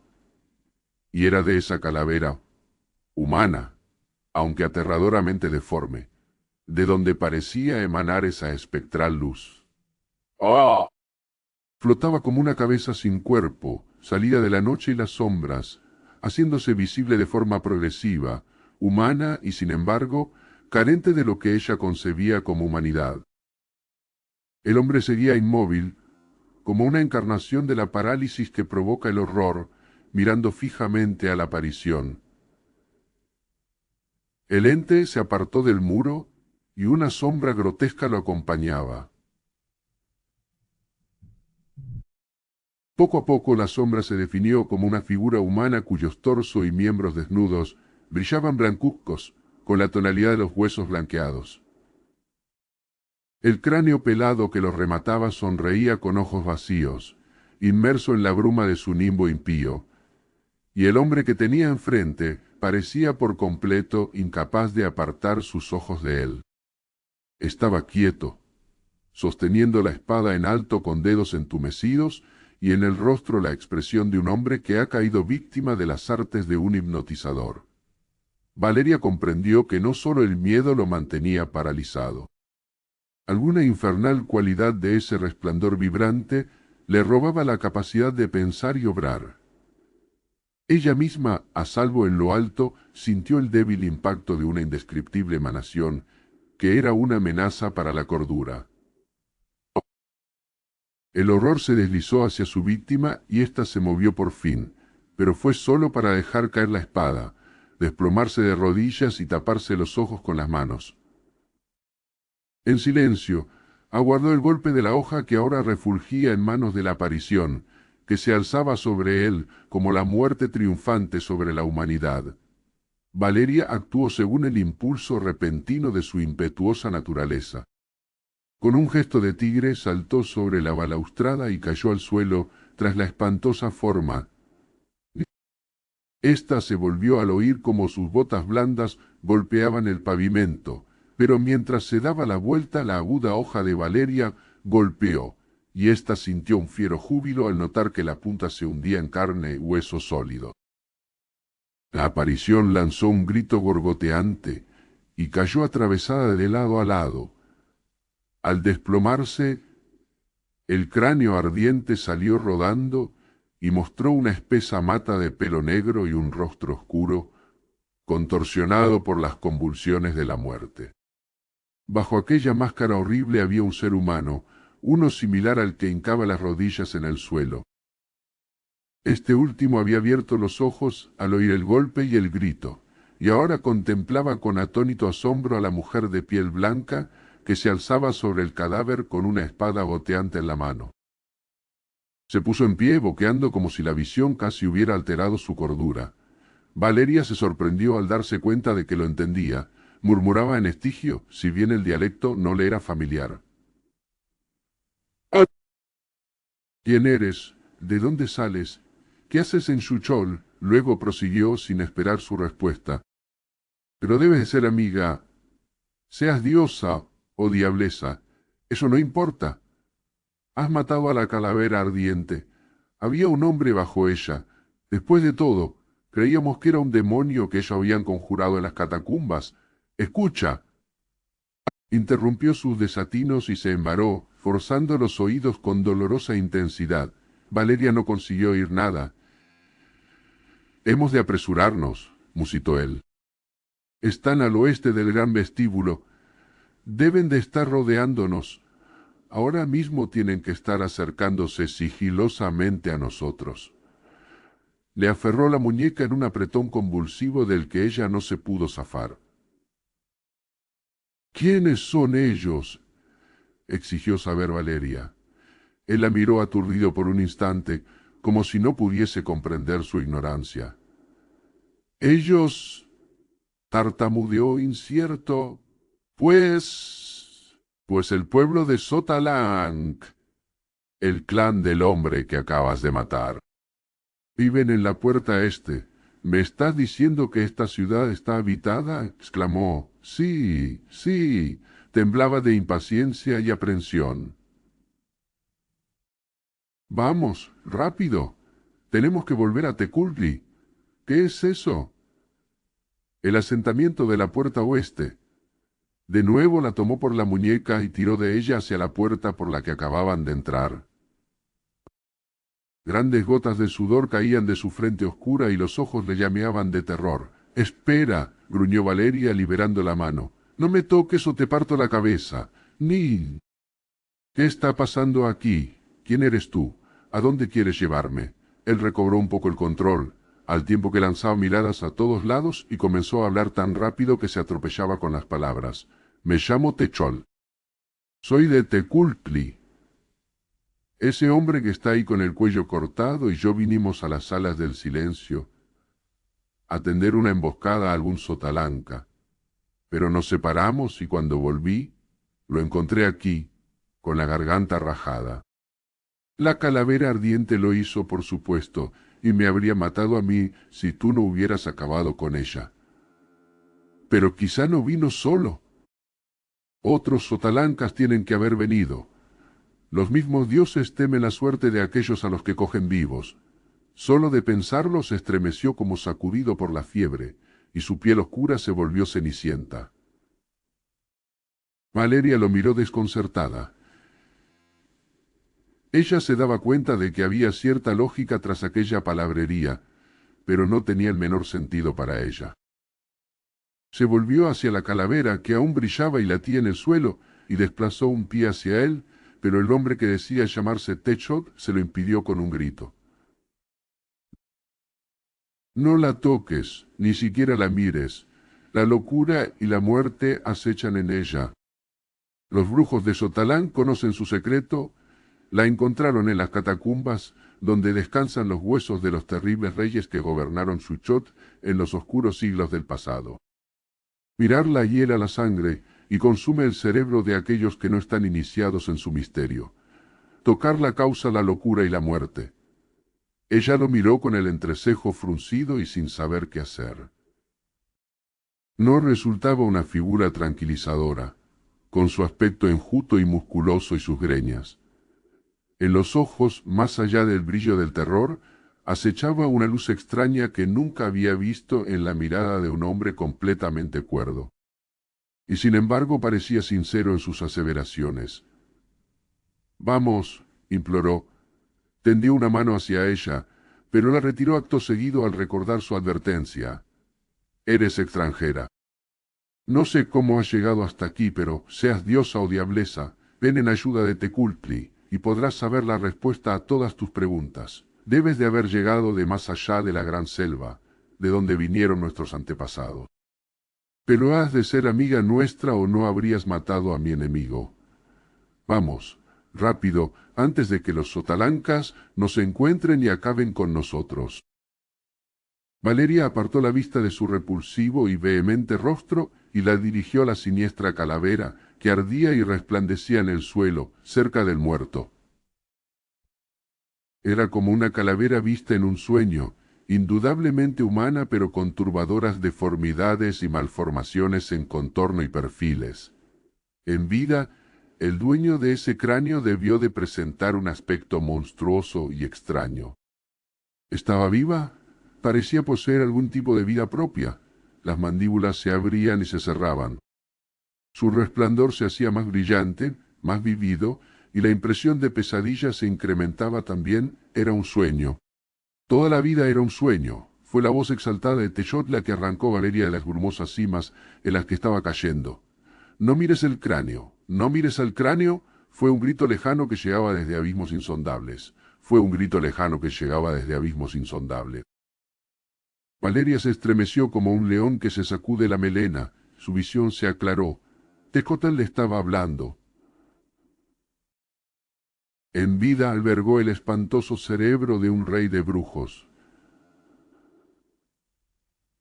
Aún conserva la vida y el fuego mágico procedente de los espacios exteriores. Maldiciendo, Valeria dio un brinco ágil como una pantera, y el cráneo saltó en ardientes pedazos bajo el golpe de su espada. En algún punto del espacio, o del vacío, o en las brumosas fronteras de su conciencia, una voz inhumana gritó, llena de dolor y rabia. La mano de Techotl le había sujetado el brazo al tiempo que éste le decía atropelladamente: «¡La has roto! ¡La has destruido! Ni todas las negras artes de Xotalanc podrán reconstruirla. ¡Vámonos! ¡Vámonos rápido, sin tardanza! ¡Vámonos! ¡Vámonos rápido, sin tardanza!». «Pero no podemos irnos aún», protestó ella. «Hay un amigo mío por ahí que...».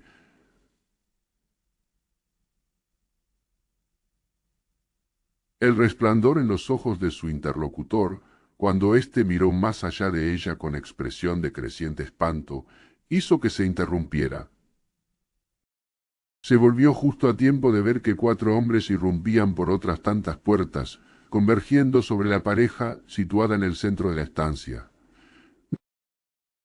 Eran como los otros, con los mismos músculos nudosos que sobresalían en los enjutos miembros, el mismo pelo negro azulado y lacio, el mismo resplandor enloquecido en los ojos desencajados. Iban armados y vestidos como Techot, pero en el pecho llevaban pintada una calavera blanca. No hubo desafíos ni gritos de guerra. Como tigres sedientos de sangre, los hombres de Xotalanc saltaron a la garganta de sus enemigos. Techot les hizo frente con la furia de la desesperación, esquivando el golpe de una hoja de punta ancha y forcejeando con su agresor para llevarlo hasta el suelo, donde rodaron luchando en mortífero silencio. Los otros 3 se arrojaron contra Valeria con los ojos salvajes tan rojos como los de los perros rabiosos. Ella mató al primero que se puso a su alcance antes de que éste pudiera siquiera amagar un golpe. Su larga espada le destrozó el cráneo cuando el otro alzaba la espada para golpear. Se apartó a un lado al tiempo que paraba una estocada. Ya dale la bonte y valentento que paraba una estocada. Sus ojos relucían burlones y sus labios sonreían sin compasión. De nuevo era Valeria, de la Hermandad Roja, y el zumbido de su espada era como un canto nupcial en sus oídos. Su espada fintó como una centella y tras parar un golpe, se hundió 15 centímetros en un diafragma protegido por cuero. Su enemigo lanzó una boqueada agónica y cayó de rodillas, pero su alto compañero se abalanzó en feroz silencio, descargando una lluvia de golpes tan furiosa que Valeria no tuvo oportunidad de pasar al contraataque.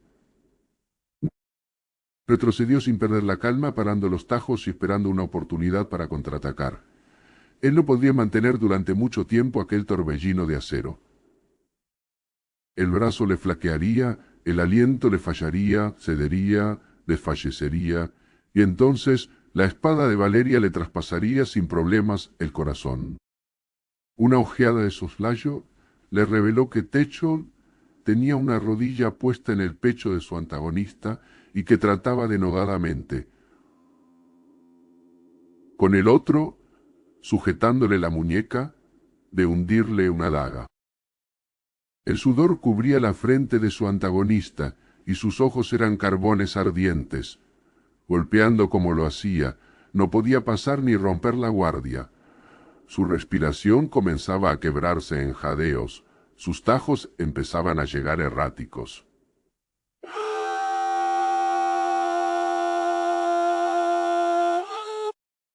Ella retrocedió para engañarlo y sintió como alguien la aferraba fuertemente los muslos. Había olvidado al herido del suelo. De rodillas, le había enlazado los brazos en torno a las piernas. Su compañero lanzó un grito de triunfo con voz ronca y trató de rodearla para golpearla por el costado izquierdo. Valeria se debatió y arañó con furia, pero en vano tanto.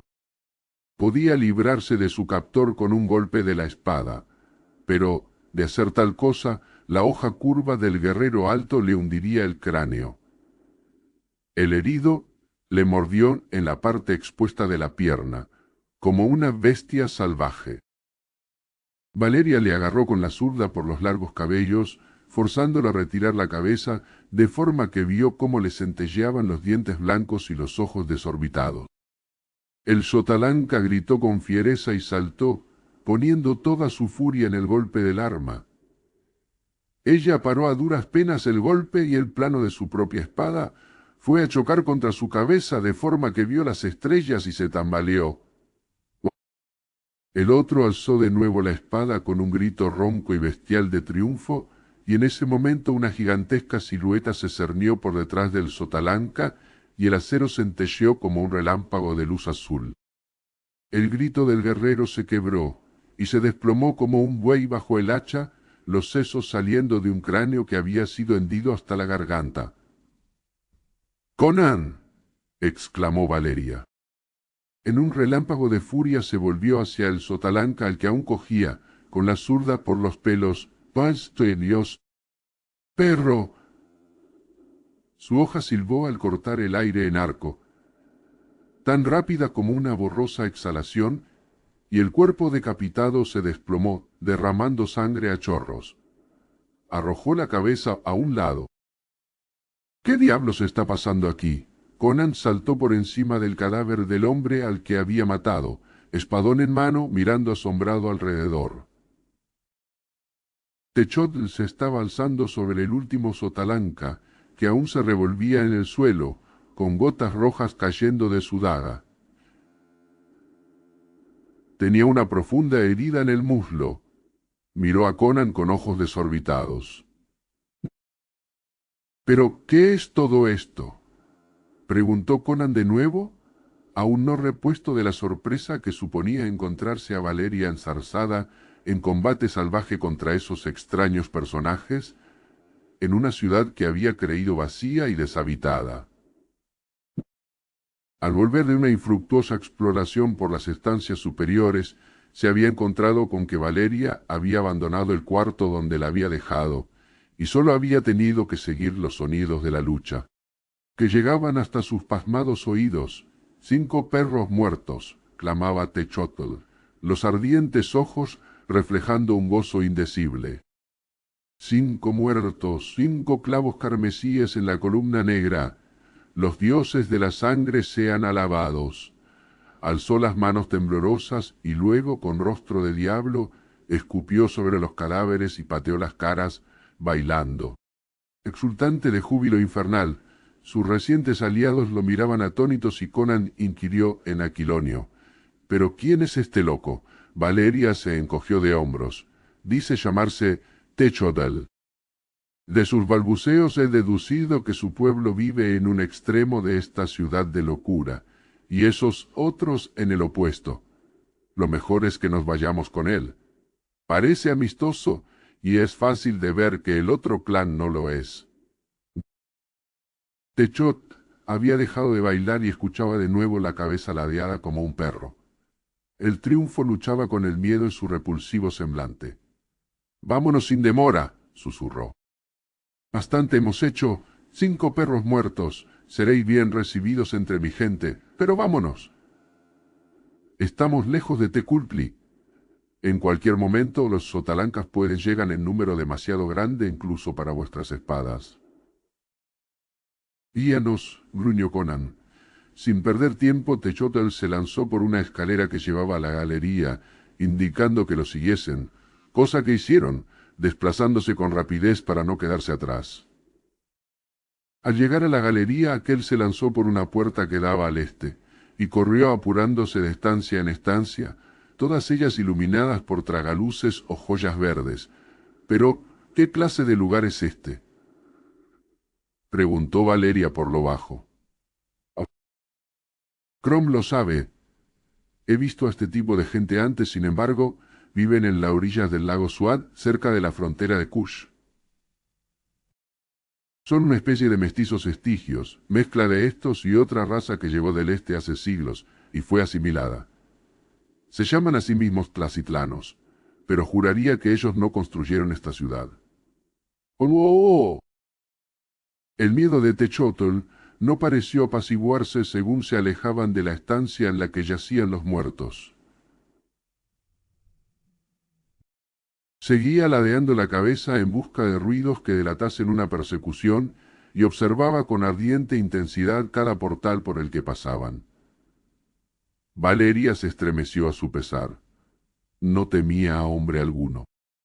Pero aquel extraño suelo a sus pies, y las extravagantes joyas que brillaban sobre sus cabezas, dividiendo las inquietantes sombras intermedias, así como la cautela y el terror de su guía, la llenaba de indescriptible aprensión. De una sensación de inmenso peligro al acecho. Puede que estén entre nosotros y Teculli, susurró Techotl en una ocasión. Debemos cuidarnos de que no nos embosquen. ¿Por qué no salimos de este palacio infernal y vamos por las calles? Inquirió Valeria. No hay calles en Chuchot, ni plazas ni patios. La ciudad entera está construida como un palacio gigante, bajo un gran techo. Bajo un gran techo. Lo más parecido a una calle es el gran vestíbulo, que atraviesa la ciudad desde la puerta norte a la puerta sur. Las únicas puertas que se abren al exterior son las de la ciudad, pero ningún ser vivo ha pasado por ellas desde hace 50 años. ¿Cuánto tiempo hace que vivís aquí?, se interesó Conan. Yo nací en el castillo de Teculli hace 35 años. Nunca he puesto un pie fuera de la ciudad, pero guardemos silencio, por todos los dioses. Estas salas pueden estar llenas de diablos emboscados. Olmec os lo contará todo cuando lleguemos a Teculli. A Teculli. Así pues, prosiguieron en silencio, con las verdes piedras de fuego parpadeando sobre sus cabezas y los ardientes suelos llameando bajo sus pies. De forma que a Valeria le pareció que huían a través de un infierno. Guiados por un trasgo de rostro oscuro y pelo lacio, fue Conan el que se detuvo cuando atravesaban una sala insólitamente amplia. Sus oídos, entrenados por la vida salvaje, eran aún más agudos que lo de Techotl, aun cuando los de éste estuvieran templados por toda una vida de guerrilla en esos corredores silenciosos. ¿Crees que puede haber enemigos ahí delante al acecho? Merodean por estos corredores a todas horas, repuso Techotl. Al igual que nosotros. Las salas y estancias entre Teculli y Sotalanc son zona en disputa, tierra de nadie. Las llamamos las salas del silencio. ¿Por qué lo preguntas? Porque hay hombres en las cámaras de delante. He oído el roce del acero contra la piedra. De nuevo Techotl se estremeció y tuvo que apretar los dientes para impedir que castañetearan. Quizás sea tu gente, sugirió Valeria. Mejor no arriesgarse, resopló, antes de lanzarse a un frenesí de movimiento. Giró y se metió por un portal a la izquierda, abierto a una estancia donde una escalera de marfil se hundía en la oscuridad. Esto lleva a un corredor a oscuras. Debajo, siseó, con grandes gotas de sudor sobre la frente. Puede que estén también ahí al acecho. Es posible que nos metamos de cabeza en la trampa. Pero habrá que correr el riesgo, pues puede que nos hayan tendido una emboscada en los cuartos de arriba. ¡Vamos rápido ya! Sigilosos como fantasmas, bajaron por la escalera y llegaron a la boca de un pasillo, negro como la noche. Se quedaron agazapados un momento a las puertas, escuchando, antes de sumergirse en el interior. Al avanzar, Valeria sintió que se le ponía la carne de gallina, en anticipación de una estocada en la oscuridad. No tenía contacto físico con sus compañeros, a excepción de los dedos de hierro de Conan, que le sujetaban el brazo. Hacían menos ruido que un gato. La oscuridad era total. Con una mano iba rozando el muro y a veces sentía con los dedos una puerta. El pasadizo parecía interminable. De repente se sobresaltaron al oír un sonido a sus espaldas. La piel de Valeria se le erizó de nuevo ya que reconoció el amortiguado chirrido de una puerta al abrirse. Habían penetrado hombres en el corredor a sus espaldas. Mientras pensaba eso, tropezó con algo que le pareció un cráneo humano. Lo oyó rodar por el suelo con estremecedor sonido. «¡Corred!». Aulló Techotl con un punto de histeria en la voz, y él mismo se lanzó por el pasillo con la velocidad de un fantasma. ¡Shh! De nuevo Valeria sintió que la mano de Conan tiraba de ella y la arrastraba mientras corrían detrás de su guía. Conan no podía ver en la oscuridad mejor que ella, pero poseía una especie de instinto que le hacía guiarse a ciegas. Sin su apoyo y dirección, ella hubiera caído o chocado contra la pared. Huyeron por el pasillo, con un rápido sonido de pies a la carrera, acercándose más y más a ellos, hasta que, de repente, Techot resopló. «¡Ahí están las escaleras! ¡Seguidme! ¡Rápido! ¡Rápido!». Su mano se tendió en la oscuridad y tomó la mano de Valeria mientras ésta daba tumbos por los peldaños. La mujer se sintió medio arrastrada, medio izada por las escaleras de caracol. De repente, Conan la soltó y se dio la vuelta en los escalones.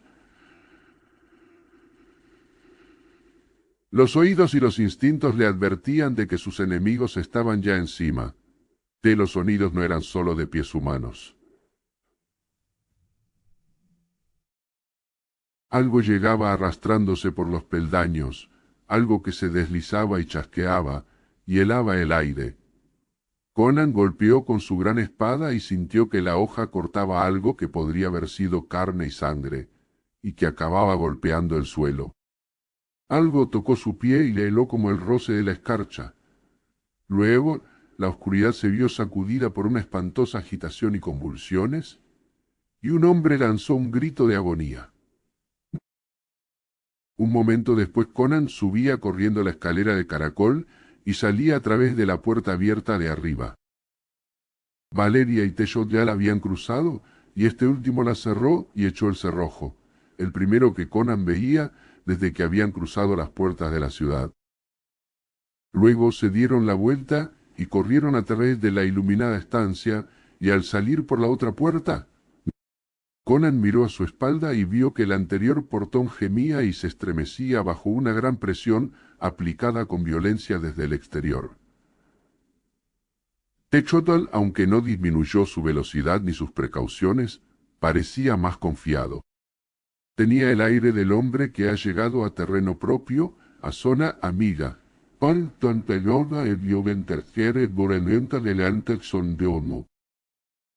Pero Conan volvió a infundirle el mayor terror cuando preguntó: «¿Qué era eso contra lo que he luchado en las escaleras?». «Hombres de Xotalanc», repuso Techotl, sin mirar atrás. «Ya os dije que las salas estaban llenas de ellos». «Ya os dije que las salas estaban llenas de ellos». «Eso no era un hombre», gruñó Conan, «era algo que reptaba y con un tacto tan frío como el del hielo». Le di un tajo. Cayó sobre los hombres que nos seguían y en los espasmos de la muerte me parece que ha matado a uno. Techotl volvió entonces la cabeza, el rostro ceniciento de nuevo. Apretó convulsivamente el paso. Ese era el reptante, un monstruo que sacaron de las catacumbas para que los ayudase. No sabemos qué puede ser, pero hemos encontrado a gente nuestra muerta de forma terrible. Apuraos, en el nombre de Set. Si le ponen sobre nuestro rastro, nos seguirá hasta las mismas puertas de Tecuhtli. Lo dudo, le he dado un buen tajo. ¡Rápido! ¡Rápido!, graznó Techotl. Corrieron a través de una serie de estancias iluminadas en luz verde, cruzaron un amplio salón y se detuvieron ante una gigantesca puerta de bronce. «Aquí está Tecuhtli», anunció Techotl. «Los hijos de la venganza».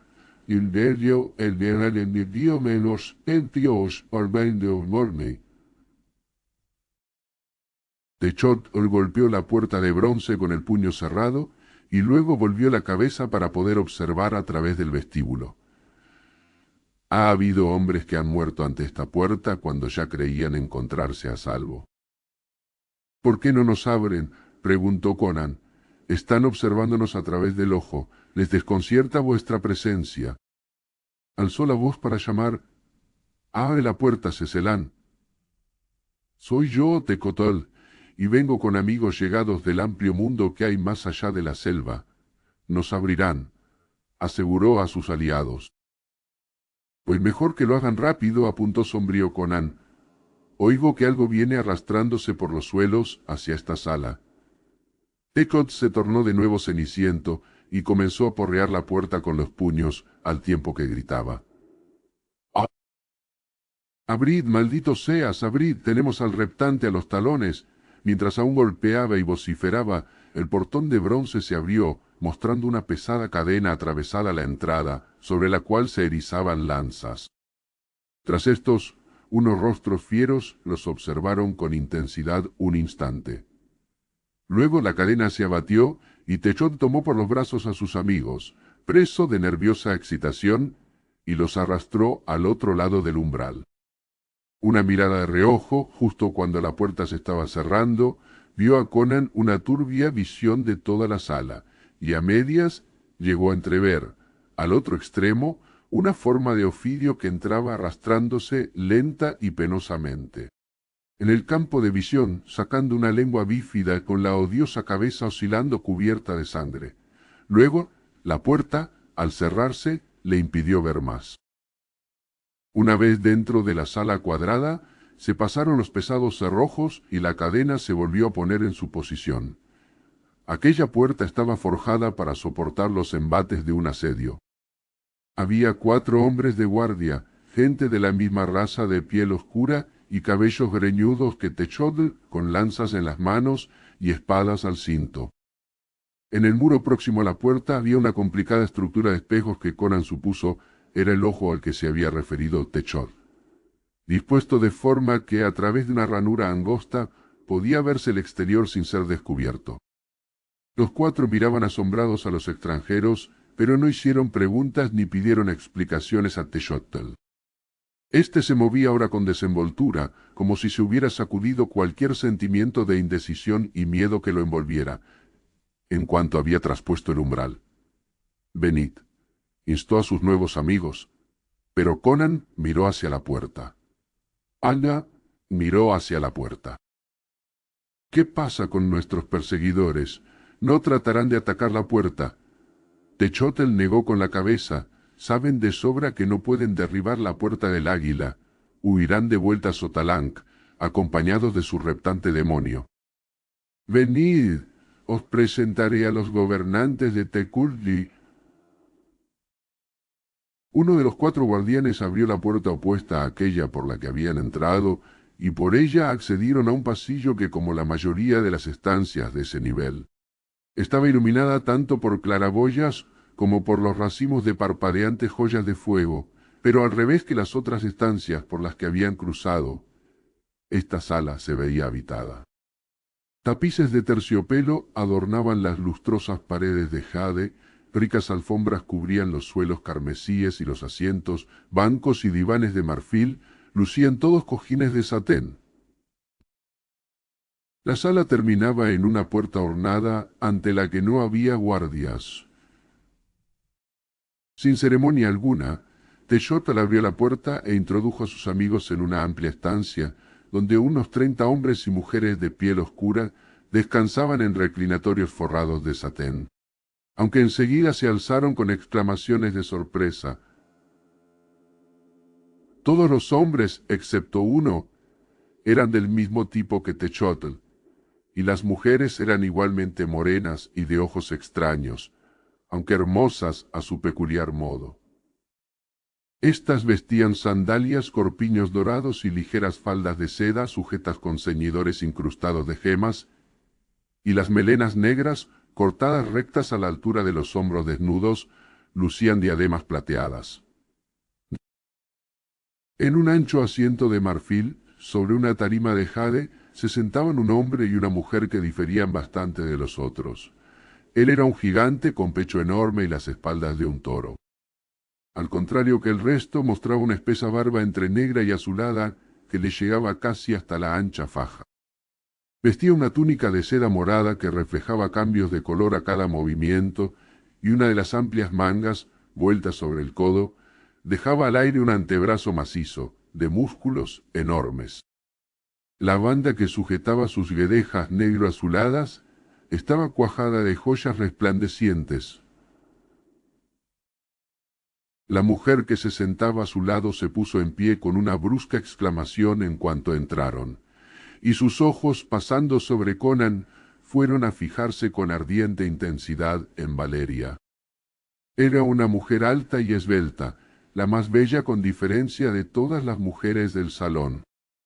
Su atavío era aún más escaso que el de las otras, ya que, en vez de falda, Llevaba una ancha tela morada con adornos dorados, sujeta por un cinturón y que le llegaba por las rodillas. Una tela similar por la espalda completaba esa parte de la vestimenta que ella portaba con cínica indiferencia. Sus pectorales y su diadema estaban adornados con joyas. Era la única de entre toda aquella gente de piel oscura en cuyos ojos no acechaban los fulgores de la locura. No dijo palabra, luego de la primera exclamación, pero se mantuvo tensa, los puños apretados mirando a Valeria. Oh. El hombre del asiento de marfil no se había levantado. «Príncipe Olmec», dijo Techotl, agachando la cabeza, los brazos abiertos y las palmas de las manos hacia abajo. «Te traigo aliados del mundo que se encuentra más allá de la selva». En la estancia de Tezcoti, la calavera ardiente asesinó a Chicmec. Mi compañero, la calavera ardiente. Un estremecido susurro de miedo recorrió a la gente de Tecultli. Sí. Entonces llegué yo y encontré a Chicmec tendido con la garganta cortada. Antes de que pudiera huir, la calavera ardiente me alcanzó y cuando lo miré, la sangre se me hizo hielo y se me fundió el tuétano de los huesos. Entonces apareció esta mujer de piel blanca y lo abatió con su espada. Tan solo era un perro sotalanca, con la piel untada de pinturas blancas y el cráneo viviente de un antiguo brujo sobre la cabeza. Ahora la calavera está hecha pedazos y el perro que la portaba está muerto, está muerto. Un júbilo indescriptiblemente salvaje acompañó a esa última frase, a la que hicieron eco los arracimados oyentes con exclamaciones broncas y sordas. «Pero esperad», les contuvo Techotl. «Aún hay más. Mientras hablaba con la mujer, 4 sotalancas nos atacaron. Mate a uno. La puñalada en mi muslo da fe de cuán desesperada fue la lucha. La mujer mató a 2. Pero estábamos en serios apuros cuando este hombre entró en lisa y hundió el cráneo al cuarto. Sí, 4 clavos rojos para el poste de nuestra venganza. Apuntó a una negra columna de ébano que se alzaba más allá de la tarima. Cientos de puntos rojos cubrían su pulida superficie. Las brillantes cabezas escarlatas de recios clavos de cobre, hundidos en la madera negra. 5 clavos rojos por 5 vidas de sotalancas, clamó Techotl, y la horrible exultación que mostraron los rostros de los oyentes los tornaron inhumanos. «Pero, ¿quién es esta gente?», inquirió Olmec, con una voz que era como el bajo y profundo estruendo que causa la carga de un toro. «Nadie del pueblo de Xuchotl habla alto». Era como si hubiera absorbido en sus almas el silencio de las salas vacías y las estancias desiertas. «Soy Conan, un cimerio», repuso someramente el bárbaro. «Esta mujer es Valeria, de la Hermandad Roja, una pirata aquilonia. Somos desertores de un ejército de la frontera de Darfar, muy lejos, al norte, y tratamos de llegar a la costa». La mujer de la tarima habló, las palabras atropellándose en su apresuramiento.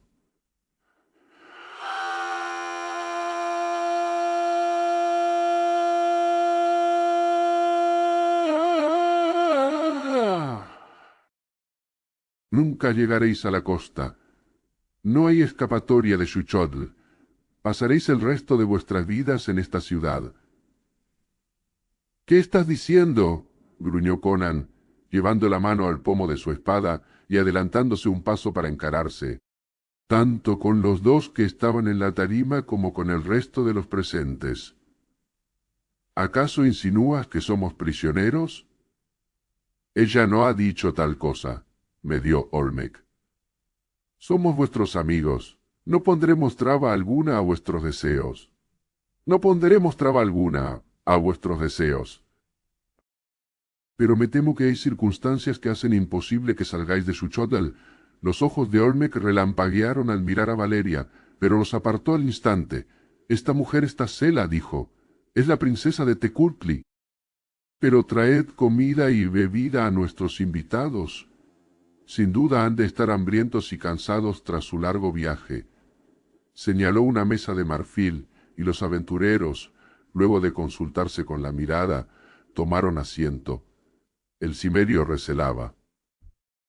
Sus fieros ojos azules recorrían la estancia y mantenía la espada al alcance de la mano, pero nunca hacía ascos a una invitación a comer y beber. Sus ojos iban una y otra vez a Tassela, pero la princesa solo tenía ojos para su compañera de piel blanca Pantoquejeal. Techot, que se había puesto una venda de seda en torno a su muslo herido, se acercó por propia voluntad a la mesa a satisfacer los deseos de sus amigos, pareciendo considerar un privilegio y un honor atender sus necesidades. Supervisó la comida y bebida que otros llevaban en jarras y platos de oro, y lo probó todo antes de colocarlo ante sus invitados. Mientras estos últimos bebían, Olmec se sentó en silencio en su asiento de marfil, observándolos bajo sus espesas cejas negras. Tassela se colocó a su lado, el mentón entre las manos y los codos sobre las rodillas.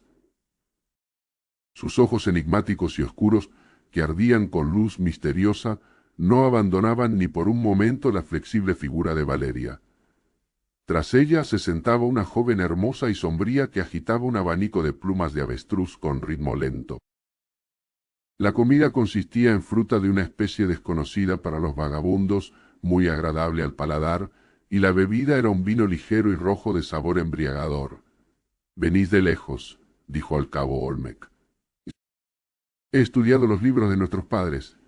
Aquilonia está más allá de las tierras de los estigios y los shemitas, más allá de Argos y Singaria, y Cimeria se encuentra aún más lejos que Aquilonia». «Somos un par de vagabundos», repuso despreocupadamente Conan. «Me asombra que hayáis podido cruzar la selva», apuntó Olmec. «En tiempos un millar de hombres de guerra apenas fue capaz de abrirse paso por los peligros que albergaba». «Nos topamos con una monstruosidad del tamaño de un elefante», dijo. De pasada Conan, al tiempo que daba su copa a Techot para que éste, con evidente placer, la llenase de nuevo. Pero, una vez que la matamos, no tuvimos más contratiempos. La jarra de vino cayó de manos de Techotl y golpeó en el suelo. Su piel oscura palideció. Olmec se puso en pie de un salto, convertido en la imagen de la completa sorpresa, y un murmullo de miedo, de terror, escapó de los presentes. Algunos se desplomaron de rodillas, como si no fueran capaces de sostenerse sobre las piernas. Conan los miró desconcertado. «¿Qué ocurre? ¿Cuál es el problema? Has matado al dios dragón». «¿Dios? He matado a un dragón».